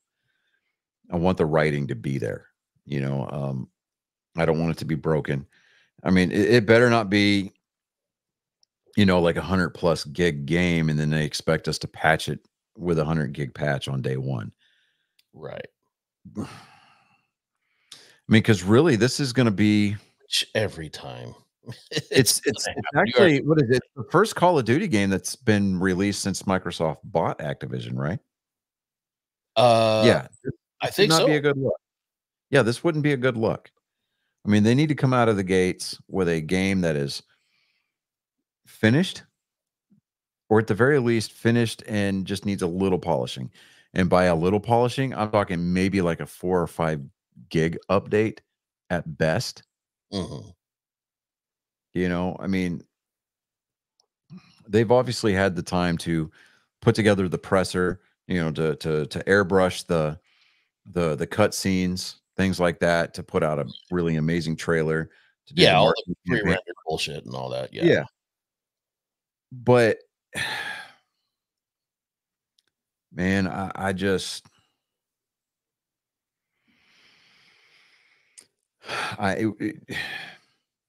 Microsoft needs this to be a success out of the gate. And you can almost guarantee that Sony is going to be just licking their chops looking for something to bust their balls about. And I mean, you want that merger, that acquisition to fall flat on its face? Release a game that's broken and needs 100 gigs on day one. Right. Yeah. I mean, the fans are so tired of that bullshit. Yeah. Especially if you have a pre-download like this, and then yeah, exactly. You have another 100 gigs that you're gonna have to put up. Like, come on, man. Yeah. I don't know, man. And Fallout is supposed to be getting some new, or Fallout 76, or there's supposed to be some new Fallout DLC. It's supposed to be coming out for 76. So, yeah, for 76. So I don't care about that because I'm not playing 76. Could really care less. I bought it when it launched. It was an absolute dumpster fire, and I never looked back. Apparently, it has gotten a lot better. Be that as it may, I don't know because I don't play on it, and I just with the schedule. Yeah, with the schedule of games to be released over the next 6 to 8 months, I really don't have the time, energy, or the desire to pour myself into the 76 servers. Right. I just don't. I mean, to me, it was broken when they released it. And when they did try to make a patch for it, it kind of came across as like Rust before Rust was a thing. Right. You know, you build this nice little base, you know, and you know, you're kind of sitting there just, chilling, and hey, I gotta sleep because shit, I gotta get up, go to work in the morning, kind of thing. And you come back, log back in, and your little base of operations, your little town has been ransacked by people that were online playing all night. I'm just, and that's why I don't want to play games like Rust. I tried it. It was fun while I was on it. It's such there's so much in it to really get to that level. Yeah. It's way too much of an investment to have to do. It becomes a job all by itself. Like those kind of games are made for streamers. Full time. Exactly. Yeah. So have the resources and the ability to really put that time in to get to that level. Yeah. End of the 8th inning. It is still 5-0 A&M over Kentucky. So we got 1 inning to go. But yeah, I mean, if your job was to stream, that was your job, that was your revenue. I mean, yeah, fine. Absolutely. But I don't know. Wells Fargo, little nerd news, financial news. Wells Fargo is set to lay off a lot of people from their work from home programs because they found out that they were using those mouse manipulators, those mouse jigglers, to make it look like they were working from home. You know what I bet they did wrong? They plugged them in to the computer and IT could see those. Yeah, probably. If you're going to use a mouse jiggler like that, plug it in on its own plug that's not connected to the computer. That way they can't read that you actually have. Yeah. IT will look in and be like, oh, what's this device that's plugged in? And then they find out what it is, and it's like, yeah, you're screwed. Let's uninstall that real quick. Let's right. Plug and play is not they pull it down to the task manager and they go, or the device manager, and they're like, eject. Right. all of a sudden, Hey, I was using that. within 30 seconds, their screen goes to sleep, goes to standby. That's what I thought. And then the person comes home. From like Whatever. they were having lunch with their boyfriend or whatever. Try to get the house cleaned up and make it look like they've been home all day before their spouse gets home. And oh shit, my computer went to sleep. Oh crap. Oh, that happened. Well, They wake their computer up with a nice little window that's stuck there that says, Zoom meeting tomorrow morning at 8:00. call me. Fuck. Well, shit. Not again. Yeah, I'm just like, I got no love lost with Wells Fargo though. I mean, Same. To be honest with you, I don't really care. yeah, Not to be but okay, so thinking about it. uh, But so Chris, you've been to my house, and you know that I'm in an HOA, right? right. All right, so you remember my wrought iron fence that I've got in the backyard? I do. Okay, so I bought one of those vinyl screens that you can hang on a fence, right? Yeah. So it kind of blocks out. You can't see through it, but air and water can pass through it, and it's not technically a fixture because you can remove it. Yeah. So I submitted an app. I went to an HOA meeting and I was talking to one of the some of the HOA people that are on the board, explaining what it was that I wanted to do. Right. The main purpose was to keep my dog Harry from squeezing his skinny ass through the fence. Right. They eventually got back to me and were like, "Yeah, this is approved. You don't have to pay a deposit to do anything." So I went on Amazon and I ordered a 116-foot long piece of this. And I went down to Lowe's, got some self-tapping screws and some washers, and I hung it on my fence, right? Yeah. Semi-permanently, right? Within the first 36 hours of having that up. I hadn't even had it up completely. So from the time I started hanging it to the time when 36 hours, I had several cars stop, take pictures, and even had one person who was walking on that sidewalk behind my house stop and take a video of my vinyl screen. Nice. So I'm standing out there mowing my grass, and this dude is taking video. Which let's be careful of doing that in Texas. Yeah, I waved at him. I was like, "Hey, hi, how you doing?" And I just stood back, took a picture with my phone, took a panoramic of the screen, and posted it on my community's Facebook page. And like everybody's like, "Oh, that's such a great idea. That looks so good." And I was talking to my neighbor who lives across the street today because he was out and about in his yard. And he's like, "Man, your yard's starting to look really good." And we had like the dad talks where we're talking about what we're doing with our yards and fertilizer and stuff like that. Yeah. He's like, "Man, this thing looks really good." I told him, I said, people taking pictures and video of it. And he's like, "Fuck them." I was like, "Right." So yeah, I thought it was hilarious. I'm sitting there. I put the post out there because I'm like, for those out there that love to stir the pot, I'm putting this out here and stating I've gotten permission from the HOA. So before you raise any alarms, do your homework, kind of a deal. Right. All the responses that I got on that post were like overwhelmingly positive, including one person that's moving next week down here from Michigan. And I'm like, they messaged me and they were like, "Dude, you've got great timing because we got a tropical storm coming this week." Well, hopefully it's not wet when you move down here.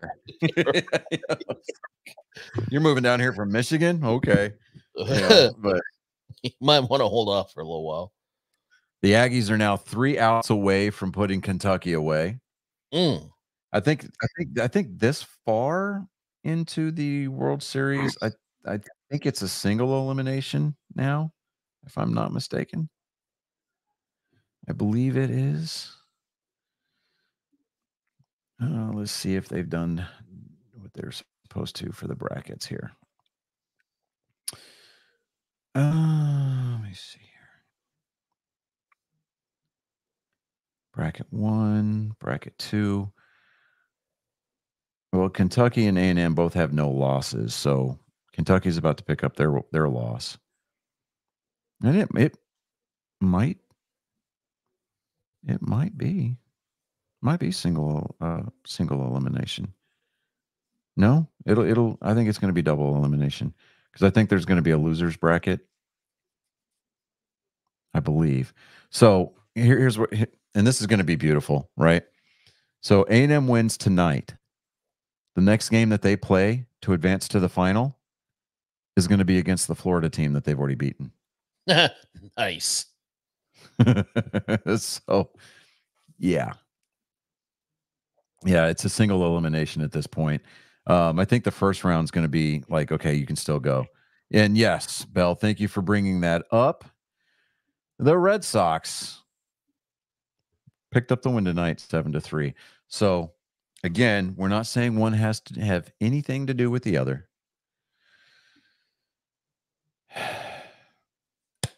But the new hat is still working. It's working. It's doing something, people. Just kind of putting it out there. I mean, if a simple fedora can do a lot for a modest platypus, a new ball cap can do a lot for a ball team. Exactly. Just kind of saying. Let me see here. Oh, and I am going to put my daughter on the spot. I may have to do like a short little special episode. I'll work out the logistics with David because my daughter, our super fan, will be here July 15th through the 19th. Nice. There you go. Hopefully we won't be squirreled away in the house because we've got a hurricane bearing down on us. Because she made the comment. She goes, I would like to see the ocean when it's not raining. I was like, oh yeah, definitely. I was gonna say, so stick around long enough, you may get a real close look at it. Right. I told Mindy, I said tomorrow though, before everything starts blowing in real heavy, because they're talking about like 15-foot waves. Oh. Being a possibility. And I'm like, I want to go down to the shore. I want to go down to the beach and I want to see the surge coming in.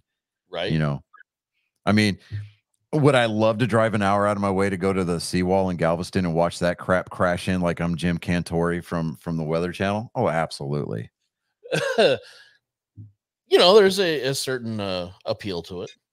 But I'm married and I've got kids now, and there's certain responsibilities that I have to maintain, like, I don't know, staying alive. Yeah. Take all the fun out of everything. I never get to do nothing. God. Yeah, or cold. Right? She's like raining or cold. Because it was like November, I think it was, when you were down here last, because you came down for my birthday like last year or year before last. I was like, well, let's go to the ocean. And it was raining. It was that cold spit, right? That cold spitting rain. It wasn't like a drencher, right? But it was that like windy, and it was spitting that the cold rain. And it was definitely like the surf. You could tell the surf was reacting to the weather, because like the waves were pretty bad. I mean, the swells were good, right? It was the kind of swells that you were like, you know, you'd be like, oh, there's Patrick Swayze out there about to like cancel his subscription to life on a wave kind of thing. Well, Keanu Reeves is standing out there on the beach throwing his FBI badge out into the surf, you know. It's one of those deals. But you've never just shot your gun up in the air and gone, oh. No, I haven't shot my gun up in the air and gone, oh. Great movie. What's wrong with him? Nothing. He's just fuck ugly. So I exposed the 3 that we've got living here full time to Flash Gordon last week. Like it was like a week and a half ago. It was trying to think. It was like a Saturday, I think it was, and I had all the boys downstairs, and I'm like, turn off your devices. We're watching a movie. because just for whatever reason, the Queen soundtrack, which is still hands down for me, one of the best movie soundtracks ever, right? Flush. You hear that? Dun, dun, dun, dun, dun, dun, flush. Right? Freddie Mercury doing his deal, right? And I'm like, this movie, it's campy. It just horrible visual effects, right? Not special effects, but visual effects. Can't even call them special. Yeah, like, well, a special if you're using you like could call them special. They're like special Like- ed, right? expensive kind of special. Yeah. I mean, oh boy. I mean, when you got Timothy Dalton and Max Sydow, come on.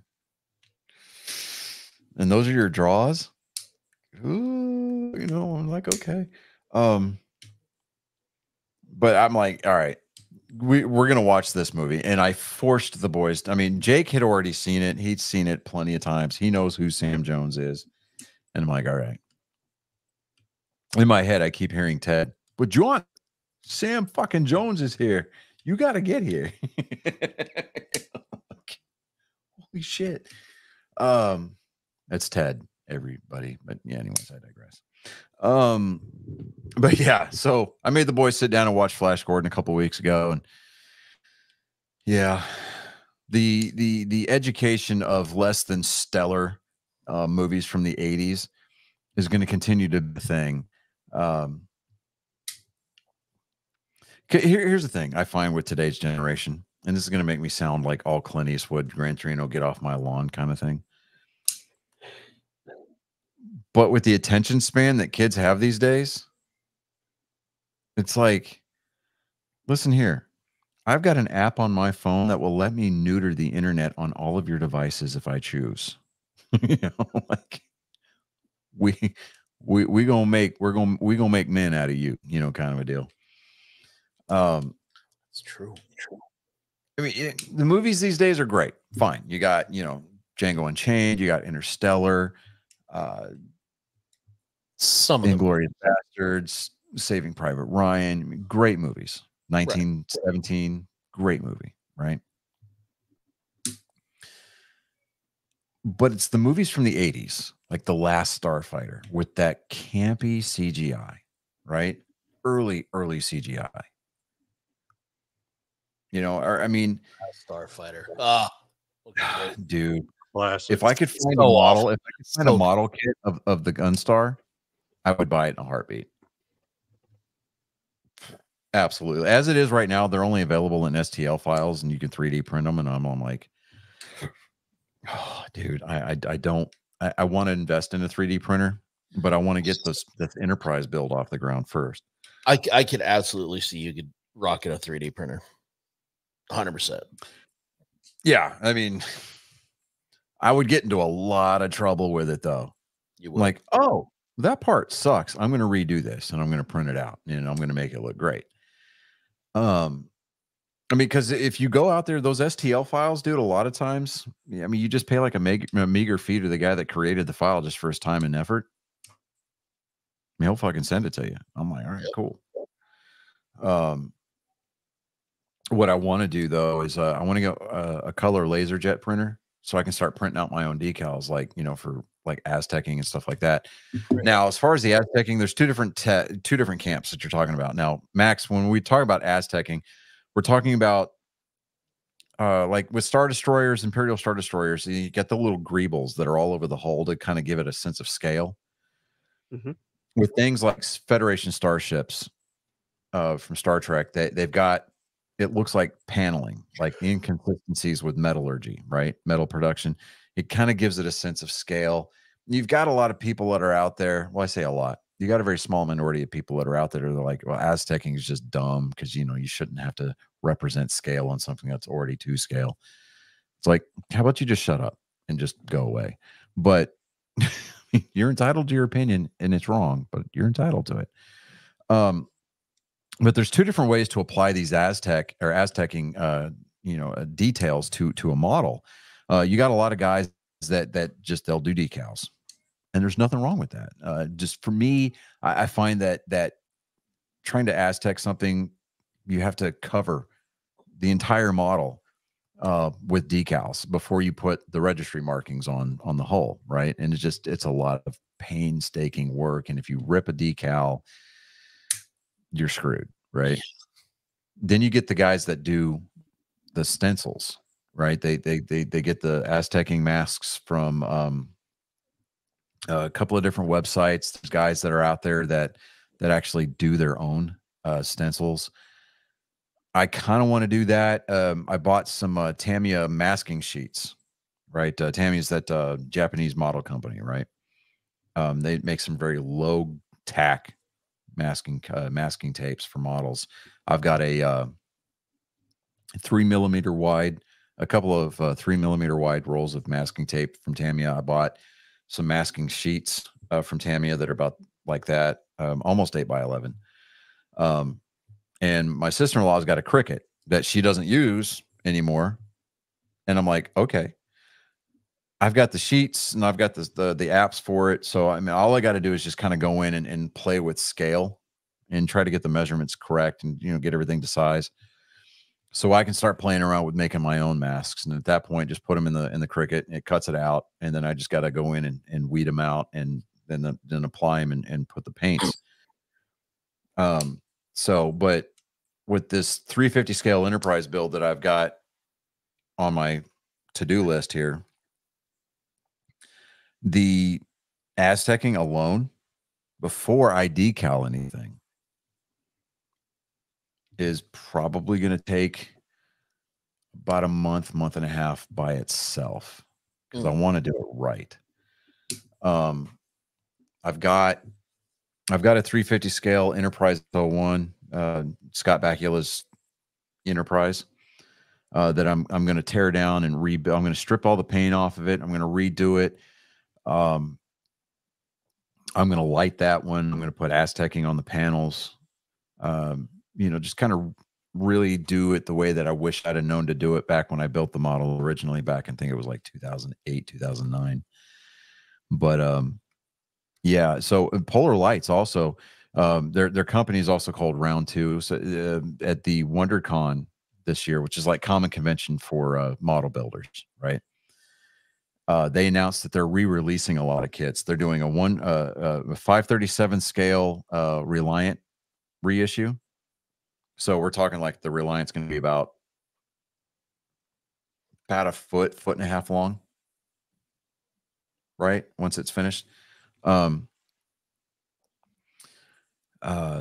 also going to and this was the big thing. They're re-releasing. They're going to do a reshoot and re-release of the 350 scale Enterprise refit, which people were excited about. It's going to be the same tooling, so it's not going to be a revamped model. It's just going to be a re-release. So they're going to shoot more molds, and they're going to re-release them. So that way they're more plentiful out there in the marketplace. Will it drop the price? We'll see. Right now they're running anywhere from $100 to $150 a piece, depending on what vendor you get them from. But the big thing that got everybody stoked was you remember the old Disney movie, The Black Hole? I don't. Way back in the day. The Black Hole. I remember the Dark Crystal. Mm-hmm. Okay, so I recall that one.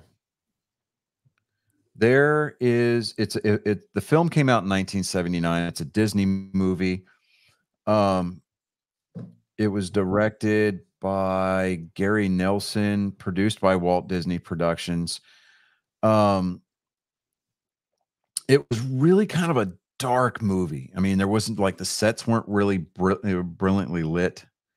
The storyline, you really had to pay attention to it. I mean, it was a sci-fi movie that required the audience to pay attention, right? Great movie. I used to have, like, you remember the lunch boxes, you know, that we would have like as kids. I had a Black Hole lunchbox, right? But the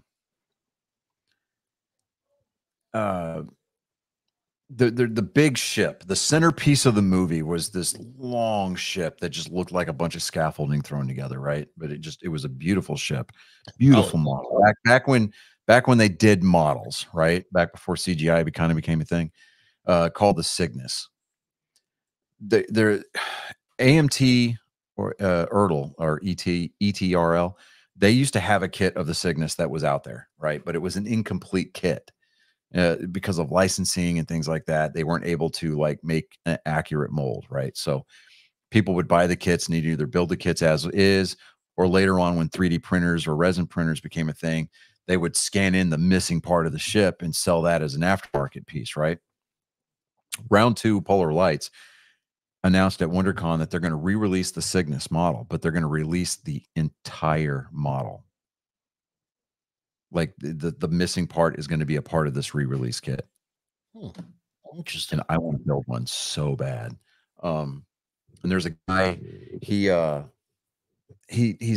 part of a lot of the modeling forums that I belong to on Facebook.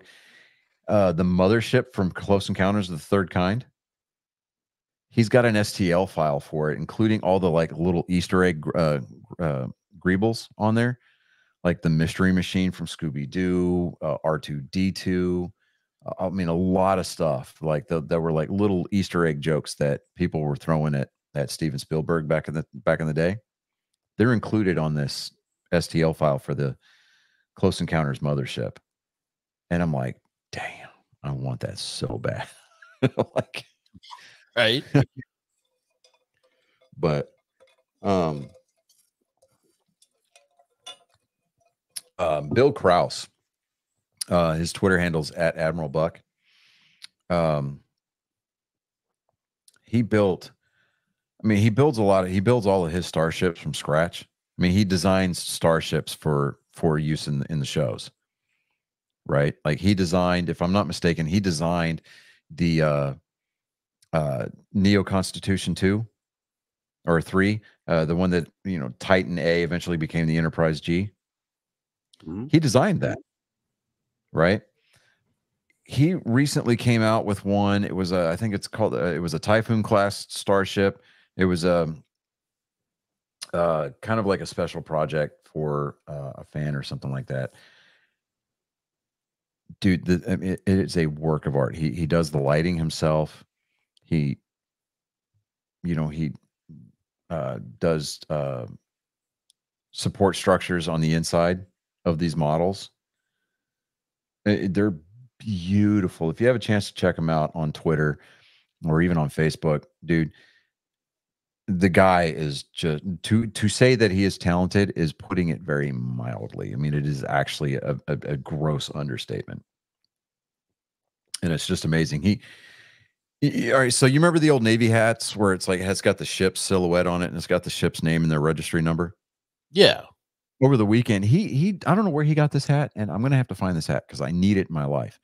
It said USS Enterprise NCC 1701G, and it's got a silhouette of the Enterprise G on it. He said, "I got thanked for my service. I'm just gonna run with it." Nice. Like somebody looked at his hat, just didn't look at his hat closely enough, and just assumed it was a Navy ball cap. Said, "Thank you for your service." But it's funny because like on the dedication plaques for a lot of the starships, he's officially listed as an admiral of Starfleet.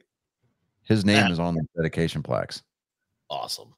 Yeah, I'm just like, dude, that I would be happy having a walk-on role as long as I'm in a Starfleet uniform. I don't have to have a line. I could be just a background character. I could even do like the bridge flop when the ship gets hit by a torpedo or a phaser blast, whatever. I'll throw myself on the floor. I just want to be a part of that universe. I really do. I don't care. Now, having said that, I know a lot of people are going to complain. They're going to be like, oh, Trek is Trek. And we all know, because as Star Wars fans, the Acolyte, absolute trash. There's only one thing worse than Star Wars fans, and that's other Star Wars fans. Yeah, other Star Wars fans, yeah. But like the reviews on the Acolyte, absolutely horrendous, dude. Like they were like, I haven't even seen it. The people that are complaining the most haven't even seen a single episode.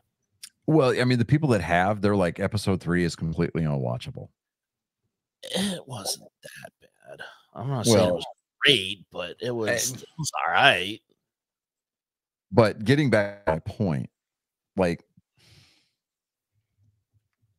there's a new series that instead of doing Star Trek Legacy and following Captain Seven of Nine and the Adventures of the Enterprise G, they decided it'd be a great idea to do a Star Trek Starfleet Academy show based in the 32nd century. Nobody fucking cares, and it's based off of the Discovery timeline, right? Which that series just ended. Because that was super popular. Right. Oh, it's so popular. Oh my God. It did wonderful. I'm just I don't want to be a part of that universe. But if Star Trek Legacy ever gets the green light, yeah, absolutely. Which they teed it up so well. Like I don't understand why you wouldn't Oh run my with God, so well. I would even even if they did like a Strange New Worlds, like, hey, you can do a cameo in Strange New Worlds. Give me one of those uniforms. Hell yeah. right? I would rub it in my brother's face so hard though, because he is diehard Trekkie, right? I'd be like, I was on the Enterprise and you weren't. Like, and that's another reason why I want to get this Enterprise build going so bad, because I might even just take this one, right, to a comic convention where William Shatner is. I don't care how much his autographs cost. I don't care. I want Captain Kirk to autograph my Enterprise. That'd be awesome. Dude, can you imagine though? Like, badass that would be. I mean, that would go from just a trinket that I've got sitting on the shelf to that is now qualified as family heirloom territory. Right? That would get passed down in a trust. Yeah. That'd be in like Not a will, because people can contest a will and you can sell shit from a will. But if it's in a trust, there are stipulations. If this even remotely gets considered for sale, it is going to go into a safety deposit box and held until the generation who can properly appreciate it can take ownership. Yep. Hands down, 100%. People are going to be like, who the hell's William Shatner? And then they're going to look it up and they're going to be like, oh, he is the Captain Kirk. He is the James Tiberius Kirk. Oh, and my great-great-grandfather Johnny built this and got it autographed. Oh, we're keeping this. Yes, please. Oh, come on. True. I mean, yes, the first time I got to talk to Matt Best, I fangirled a little, and I was embarrassed about that. I would explode from sheer schoolgirl excitement and giddiness. If I don't think I would explode. I would have a very hard time trying to contain my excitement if I got to meet William Shatner. I can see that. Yeah. I mean, the dude's 92 years old, and it's a very finite window that we've got left with him. He is an international treasure. He is Canadian, yes, but he is an international treasure that must be protected at all costs. He's one of the few we'll accept. Yeah. I mean, as far as Canadians go, damn it, he's an American. Oh, he's an acceptable. he's an acceptable Canadian, yeah. That and Ryan Reynolds. I mean, come on. Yeah. Maybe Wayne Gretzky. The list kind of withers out a little bit after that. It's a little muddy. Yeah, the waters get a little muddy. Maybe the Amell brothers, the Amell family. But guys, we've run right up to the edge of 2 hours here in about 4 seconds. So I don't know. What do you guys think? We should go ahead and land the plane, or? Yeah, I know that you got to throw some food down your throat, man. Yeah, it's coming up on 9:30. Yeah. As a matter of fact, here, it is official. Kentucky has gotten their first loss of the tournament at the hands of Texas A&M. There you go. Late breaking. So as we go into bracket number 2. So Kentucky and Florida play tomorrow for a chance to play against Texas A&M on June 20th. No. Yes. Actually, wait a minute. If necessary. Okay, so what is that going to be? 18. All right, so the way that this bracket looks,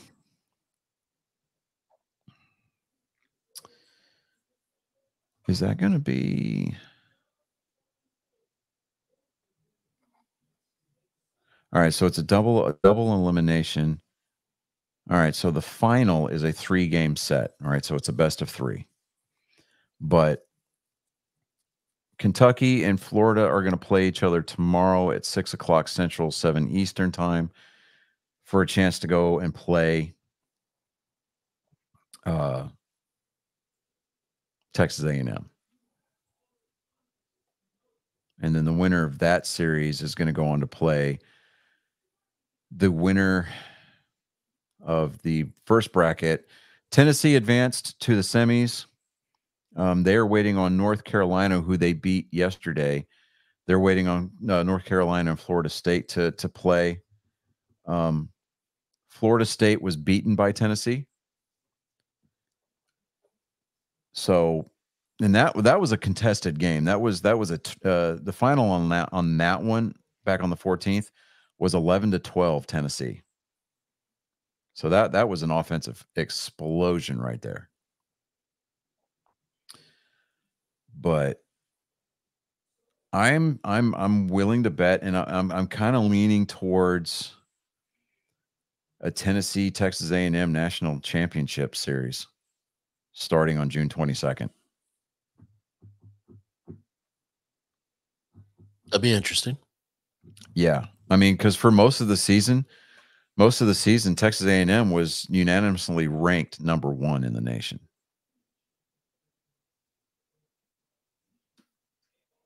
I mean, that was a good chunk of the season. Right. So we'll see. But yeah, let's see. Kind of recapping. We went over some baseball news, laughed about the Hard Knocks season featuring the AFC North this coming season for the football news. That's going to be a nightmare. It looks like Boston is going to wrap this up. It is 9:08 left in the fourth quarter, 67-88 right now in favor of the Celtics. So we may get a new champion crowned tonight. It'll be the 18th banner for the Boston Celtics if they wrap this up tonight and close it out at home. Tomorrow night, we have got Game 5 of the Stanley Cups, Lord Stanley Cups final. Edmonton versus Florida. The Oilers girl needs to be in attendance. She needs to fly her ass. The team needs to put her on a charter and fly her down to Florida. I'm just kind of putting that out there. Texas A&M advanced to the semis. They are waiting on their winner from between Kentucky and Florida. Both teams whom they have beaten. So there's that. We went over some NASCAR. We spent a considerable chunk of time on some nerd news this week. I'm actually really proud of ourselves. Absolutely. Good job. Give everybody, a hand up there. I think next week's going to be same bat time, same bat channel. We're going to be 7:30 Central, 8:30 Eastern time here on YouTube and on Twitter. If you're watching us on the replay, go ahead, go over to our YouTube channel, hit the subscribe button, hit the notification for the bell, so that way it notifies you before we go live and or when we go live. Tune in, become part of the conversation, get active in the chat. If you're listening to us on any of the podcast platforms like Apple Podcasts, definitely give us a 5-star review, even if you don't think that we deserve it. Give us a 5-star review and then just torch us verbally, or use your mastery of the English language. Just leave 5 stars. It's not a lot to ask. If anything, it'll cause people who actually read the reviews to kind of raise their eyebrow, harnessing their inner Vulcan, going, I don't understand the picture here. It's 5 stars, but it says that they're shit. Like, what's going on? So you're welcome. Yeah.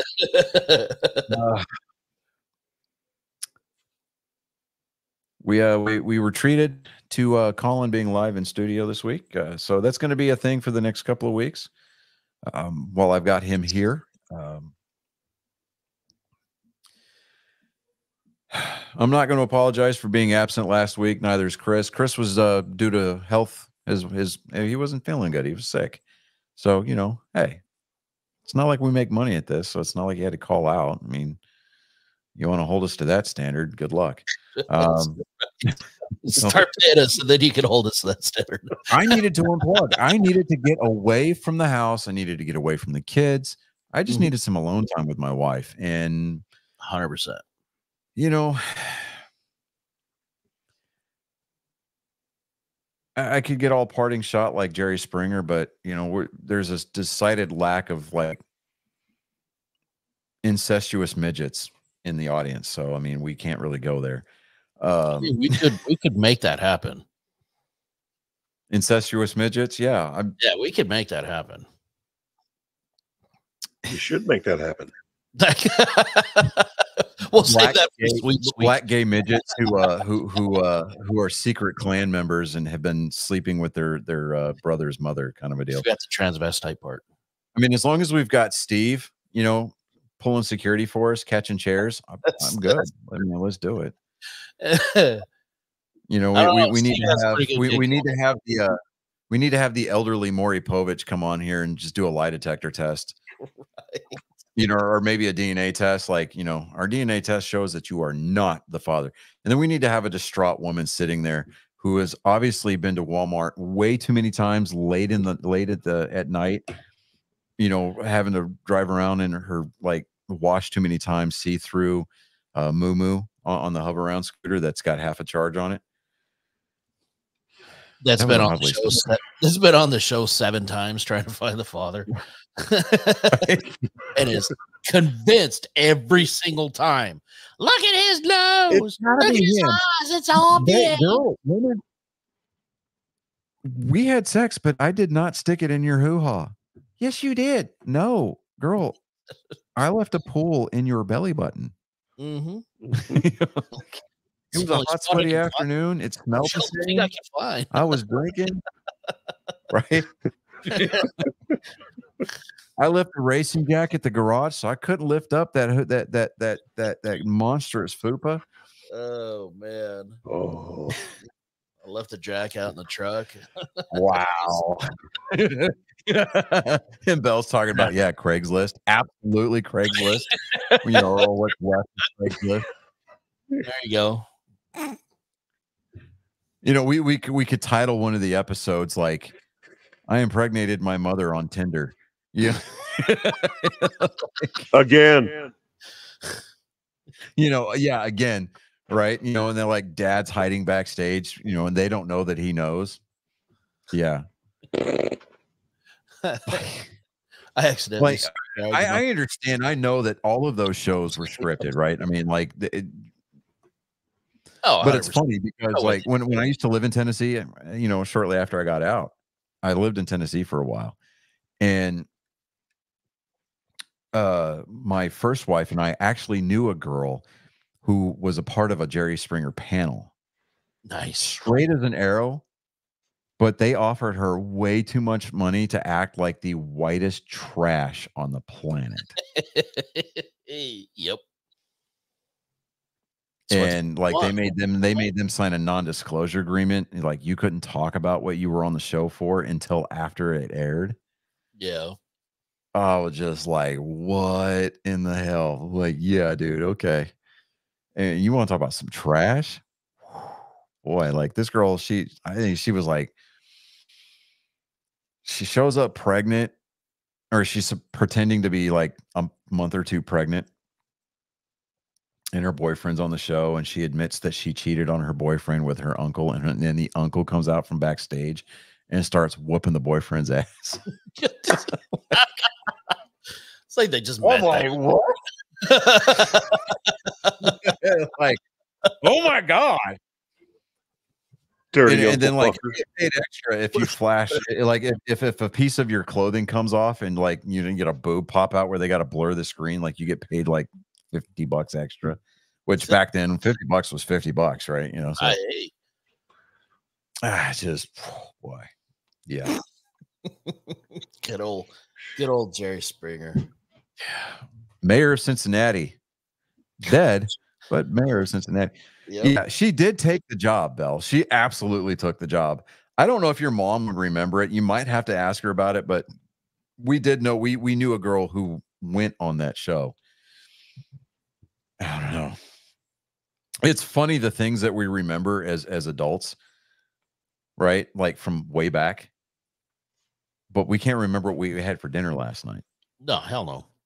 I remember when I first got out and had just moved down here to San Antonio, and I was watching an episode of People's Court, and there was a guy from our company that was I want to say he was a scout or a mechanic. I can't remember which one, but he ended up going on the show, and I'd been out for maybe a month, and he popped See, on. those court cases Holy are real, shit! though. I was like, I fucking know that dude. Right, but those court cases are Oh, real. at the time she was just like, what are you talking about? I was like, no, that dude was in my company. I know him. Yeah, they're all civil suits, and Yeah. they're real. Yeah. Like they have to That's sign an great. agreement, a legally binding contract that if they do not agree with the outcome, they cannot have it retried in a courtroom. Like, Yep. yeah. One of my favorite. It wasn't People's Court. It was Judge Mills Lane. Okay. He was the The I will allow referee. he was a boxing ref, Yeah. right? Yeah. And then you remember from Celebrity Deathmatch on Yep. MTV. I Yeah. remember that. That was good. He was shit. an actual judge. Yeah. And he had like one of his TV courtroom shows, and I was like, I freaking loved that guy because he didn't have like the tie. He had his judge gown on, right? But he had his trademark bow tie, Yep. you know. And he's like the bailiff would sit there, you know, he'd bring it up, and he's sitting there looking at it, and he goes, well, "This is a little unorthodox, but I'm going to allow it." And he'd put it off to the side. I'm like, yes. Yeah. I am so on board with this guy. That But was- yeah, so good. But yeah. So all right. So at the beginning of the show, I made the comment about me, you know, growing my hair out a little bit, right? My wife and her sister watched that show, The Chosen, right? And the guy that plays Jesus does a very good job. I'm sitting there watching it with them one night. My wife looks over at me, and I'm like, "What?" She goes, "You and the guy that plays Jesus, like, you have a lot of similarities." And I'm like, "Oh wow, really? Oh, okay." So I'd made up my mind right there. You want to talk about and Judge Judy is the GOAT. Like, yeah.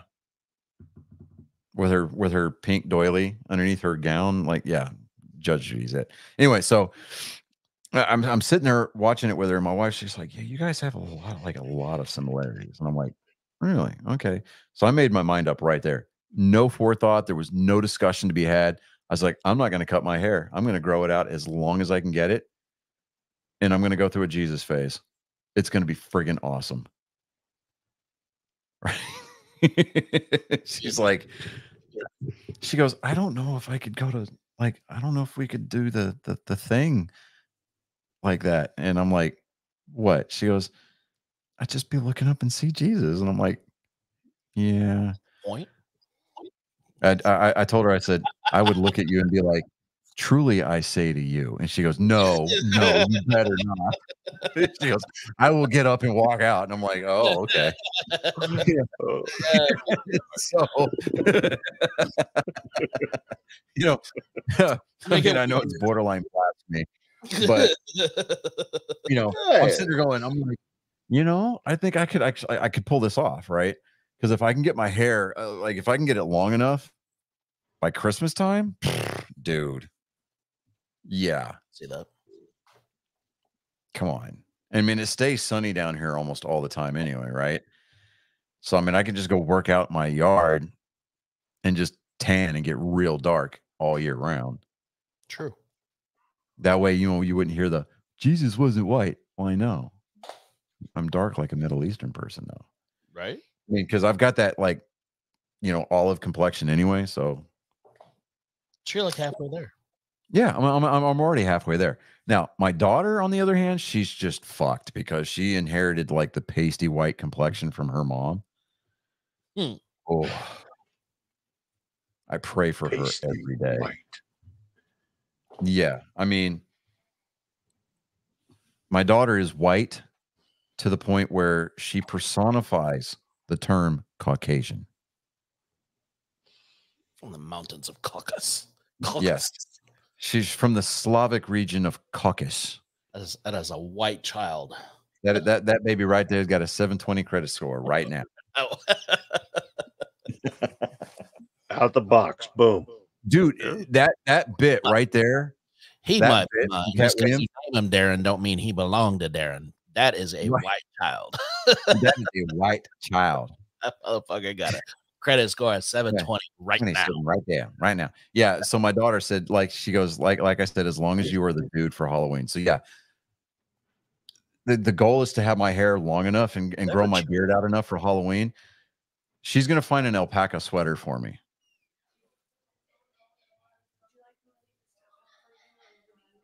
No, I'm not gonna eat anymore.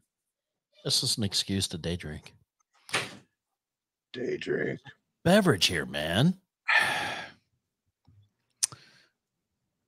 Paper. I'm has gonna a have better Caucasians. That's just it. Absolutely. You can't be the dude and not drink Caucasians. I mean, that's like your opinion, man. But yeah, my goal by Halloween is to be the dude for Halloween. Either the dude or Fat Thor. That'd work too. Just saying. But I could pull that off. I might need a wig, but I could pull that off. you would need a wig and you'd have to dye your beard. Yeah. Yeah. I could pull But, that off. yeah. But I could definitely be the dude by Halloween. Take my supplements, do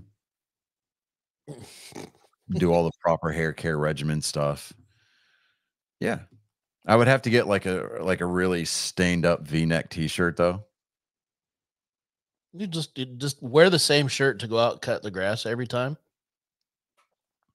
Well, that's just the thing. I would have to alter that up because those cut muscle shirts like that have no sleeves. I bought one. It's an Under Armour gym shirt. That's what I cut the grass in. Right? It's Marine Corps OD green. Yeah. Comfortable ass shirt. And I'm like, dude, this is the most comfortable shirt I own next to my Make America Offensive Again shirt. Most comfortable t-shirt that I own. And it's got no damn sleeves on it. Not a one. Of course. And then I get the weather warning, coastal flood warning near your location. No kidding. Let me see here. All right, Johnny, let's go ahead and land this thing so I can. These conditions are expected by 1 a.m. National Weather Service. Yay. Yes, and Belle made it clear that Paper has a better tan than she does. That's well said.